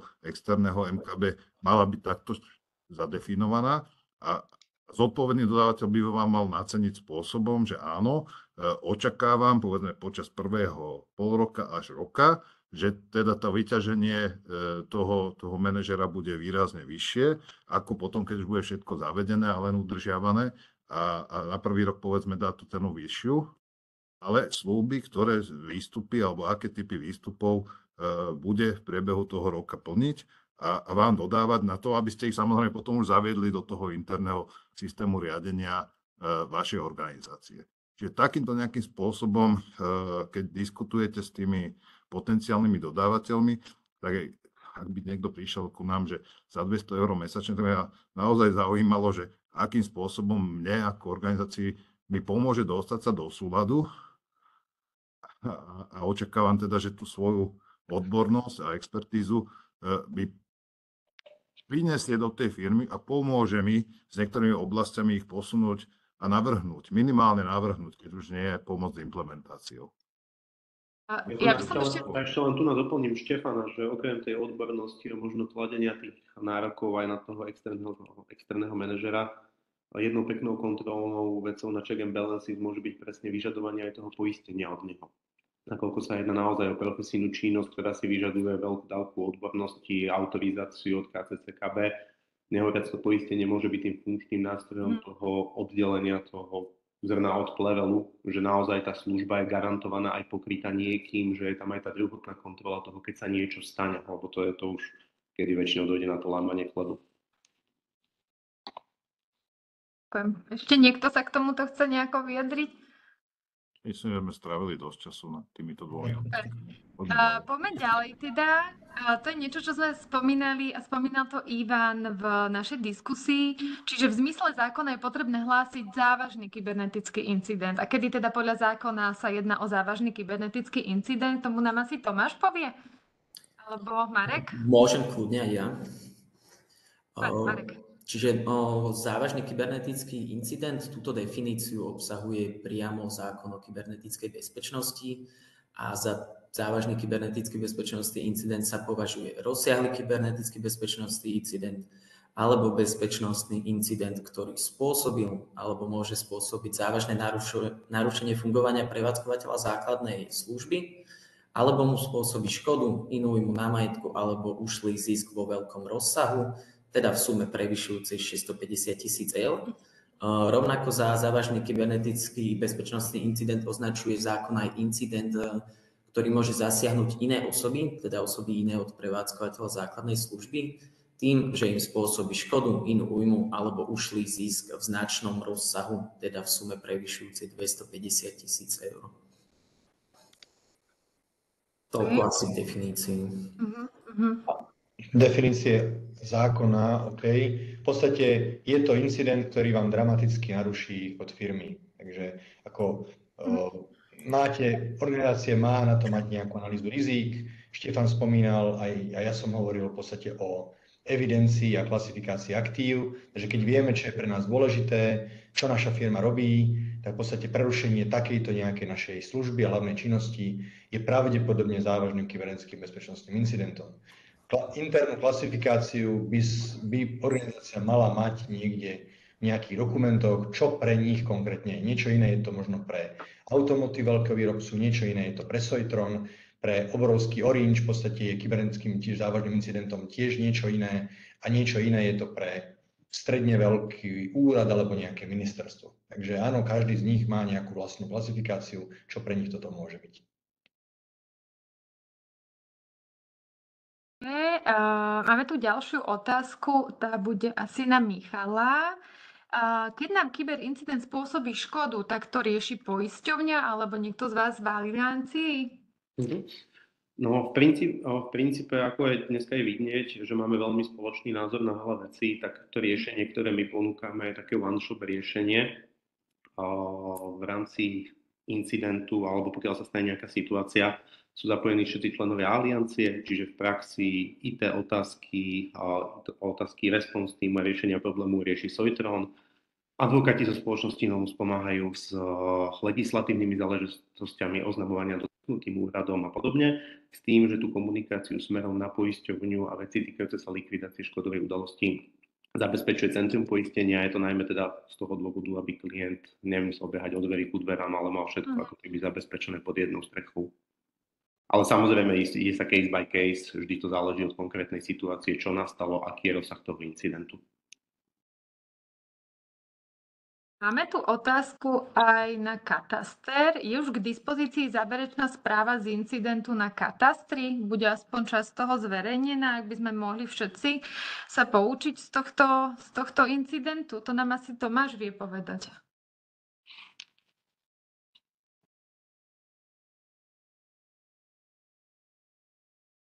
Počujeme sa?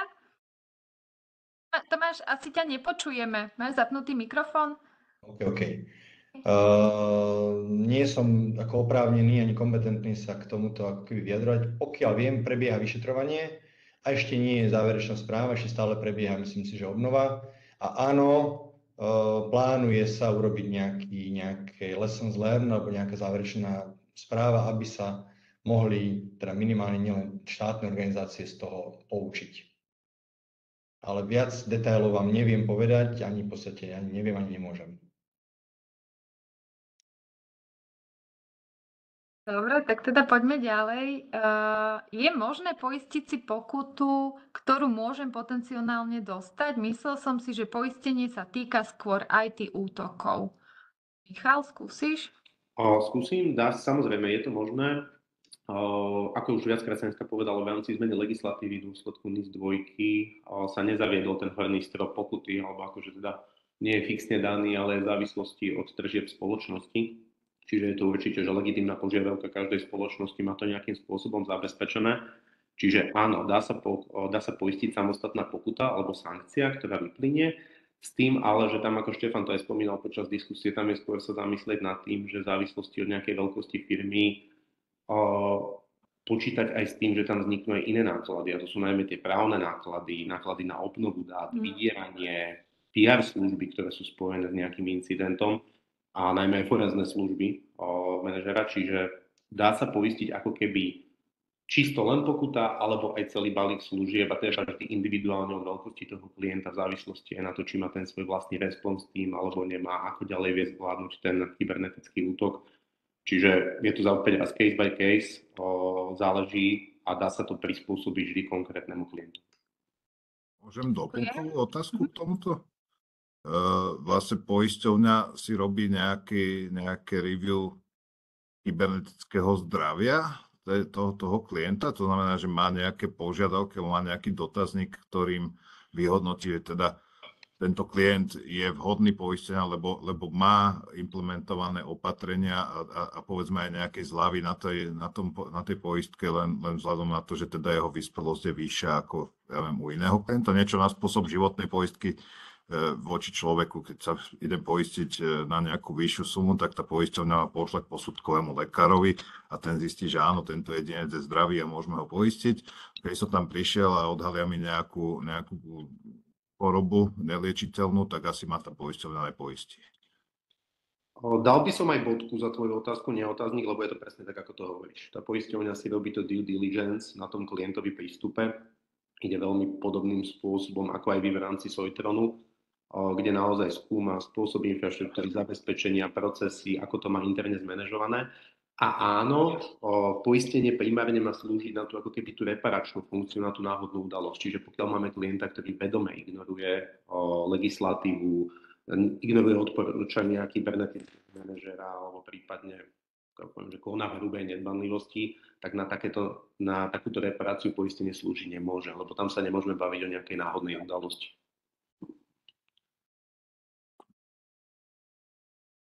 Super, ďakujem páni. Máme tu, Tomáš, otázky aj k novele zákona.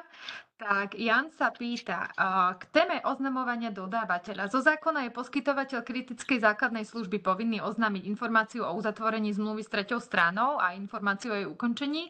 Čo ak ale zmluvný vzťah už existoval pred účinnosťou zákona? Oznamovať teda iba nový zmluvný vzťah? Ako to je?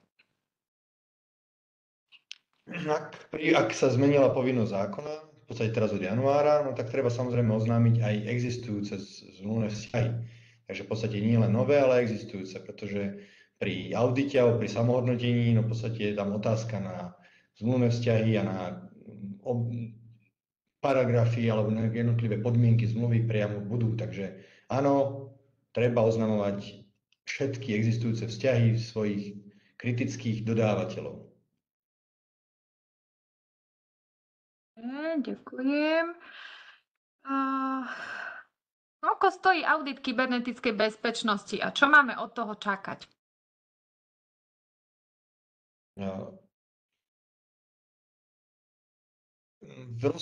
Rozsah a rozsah počtu dní auditu alebo tzv. Auditodní určuje vyhláška o audite, ktorá má nejaké parametre, má nejakú kalkuláciu, akým spôsobom sa ten audit kalkuluje a vytvára sa cena. Regulátor v podstate nechcel zasahovať do zmluvných vzťahov, takže nejakým spôsobom nereguluje možno cenu toho auditu dňa, hovorí len možno o tom počte. Takže ak ste organizácia, ktorá bude chcieť mať audit, tak v podstate dostanete pravdepodobne od nejakého auditora nejaké otázky, ktorými sa určí, koľko máte zamestnancov na prevádzke, či ste mali nejaké incidenty, či ste mali nejakú pokutu, aká ste veľká organizácia. A na základe toho v podstate podľa kalkulácie, ktorá je v tej metodike, tak dostanete nejakú ponuku. To znamená, že by ste od 3 rôznych auditorov mali dostať plus, mínus, ako keby podobné počty auditodní. Samozrejme, auditori možno budú mať rôznu cenu za ten deň. Pri tvorbe certifikačnej schémy a pred 5 alebo viac ako 5 rokmi, aj pri nejakých tých novelách a vyhláškach, bolo cieľom, že tí auditori by mali byť tí možno najlepší z najlepších, tí odborníci, ktorí naozaj vedia zhodnotiť teda ten systém. Takže očakávalo sa, že možno ten auditodeň bude stáť nejakú sumu, a teda, že nebude prestrelka, viete, nejaká cenová vojna na úrovni 100-200 eur za Menday, lebo sa počítalo, že tak ten audit je dôležitý a teda správa ide dokonca na Národný bezpečnostný úrad.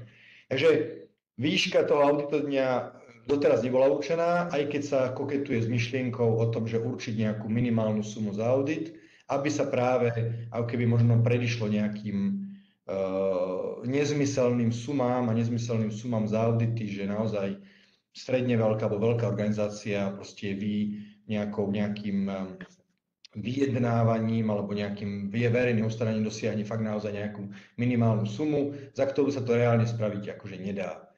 Takže koľko stojí audit? V priemere, povedzme si, že ako keby bavíme sa v rádovo v tisícoch eur, nie 10 000, takže pre stredne veľkú organizáciu to môže byť niekde stredne veľká organizácia medzi 50 až 250 zamestnancov, môže byť tá cena niekde na úrovni neviem, možno 5 až 15 000.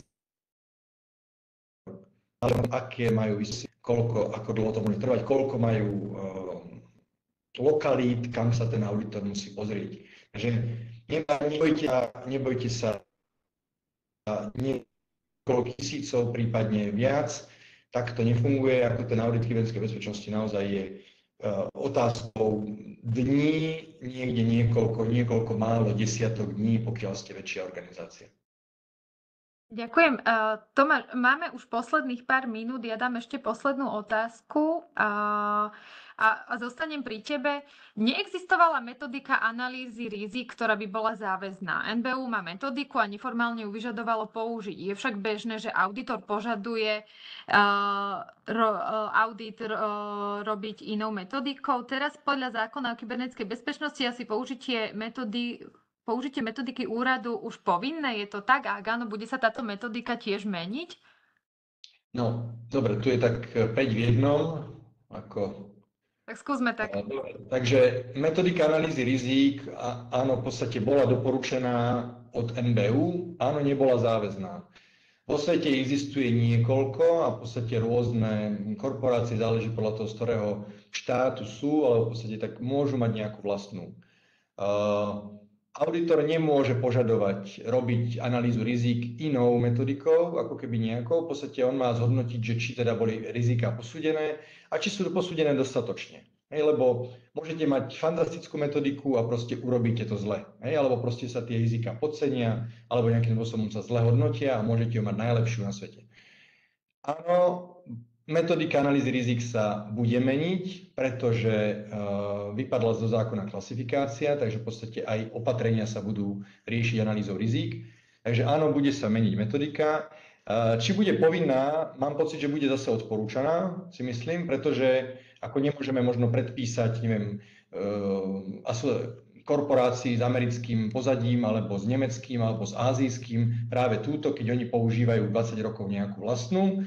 Ale metodiky analýzy rizik, pokiaľ teda ja viem, sú na 90% akože sa prekrývajú. Takže v podstate každá z vás by mala priniesť očakávaný výsledok.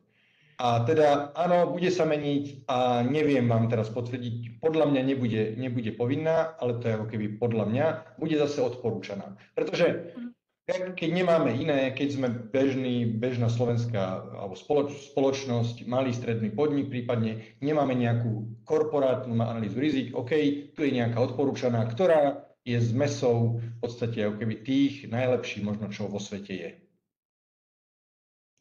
Ja to doplním, tiež si nemyslím, že by mala byť povinná metodika práve kvôli prepojeným podnikom medzinárodným, kde naozaj si neviem predstaviť, že teraz český úrad si dá svoju povinnú metodiku, nemecký svoju povinnú, slovenský svoju povinnú, no čo má ten Volkswagen robiť? Je to úplne že je logické. Na druhej strane si viem predstaviť, že ak subjekt využije odporúčanú metodiku, mohla by to byť nejaká zľava z počtu auditov dní, pretože aj pre toho auditora to bude trošku menej pracné a zároveň to je bonus pre úrad, ktorý tie teda auditné správy nejakým spôsobom zhráva a vidí, že dobre, tak tu viem veľmi rýchlo posúdiť, že či sú tie rizika riadené v súlade s tou metodikou, ktorú sme postavili, čiže tam možno taká inšpirácia pre zákonodárcov, že ak, tak možno do vyhlášky k auditu, kde sa stanovuje pracnosť, dať tam nejakú zľavu na rozsah, ak subjekt deklaruje, že využíva metodiku, ktorú odporúčalo MBU a myslím si, že všetci budú spokojní. Tí veľkí nebudú mať povinnosť alebo nebudú otlačení do nejakej metodiky, ktorá im nevyhovuje a tí ostatní sa budú môcť slobodne rozhodnúť a ak využijú odporúčané, tak ušetria možno pár 100 eur, možno 1000 na audite, čo tiež môže byť motivačné. Dobre, páni, ďakujem vám za zodpovedanie otázok. Máme ich tu ešte niekoľko, bohužiaľ tlačí nás čas. Tak info pre účastníkov, tých, ktorí ste sa pýtali, nebojte sa, my si to potom po webinári prejdeme. K relevantným otázkam sa vrátime a nájdete odpovede na ne na našom webe. Link vám bude zaslaný neskôr. A teraz by som vás ale chcela ešte poprosiť predtým, ako prídeme nakoniec nejakým organizačným informáciám, ešte o vyplnenie krátkeho dotazníka, ktorý sa naozaj skladá iba z 3 otázok, aby sme teda vedeli, ako robiť lepšie tie webináre a či ste boli spokojní. Nájdete to v líšte na pravej strane a ja pomaličko odovzdávam slovo Ivanovi.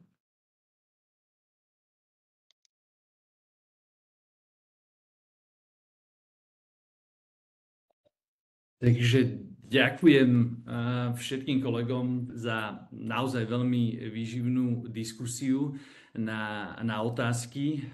Pevne verím, že pre vás účastníkov bola táto diskusia zaujímavá a teda dozvedeli ste sa niečo nové.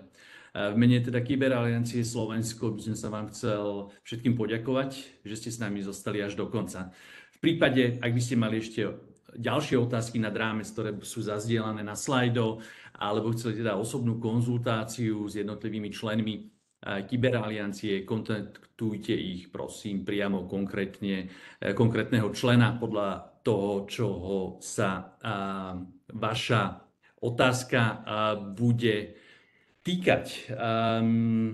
Z našej strany to však nie je všetko a radi by sme vás pozvali na najbližšie plánované eventy, keď plánujeme teda fyzicky zamieriť do viacerých kútov Slovenska. Najbližšie nás uvidíte 29.5. s najväčšou pravdepodobnosťou v Prešove alebo Košiciach. Následne pokračujeme 11.6. na Strednom Slovensku a pred letnými prázdninami 19.6. sa vidíme na západe. Takže určite nás sledujte. Radi sa s vami stretneme aj osobne na niektorom, prípadne aj všetkých eventoch osobne.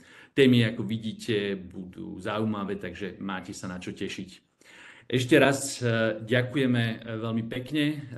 V mene všetkých členov vám želám pekný deň a dovidenia na niektorom z našich ďalších eventov. Ďakujeme, dovidenia.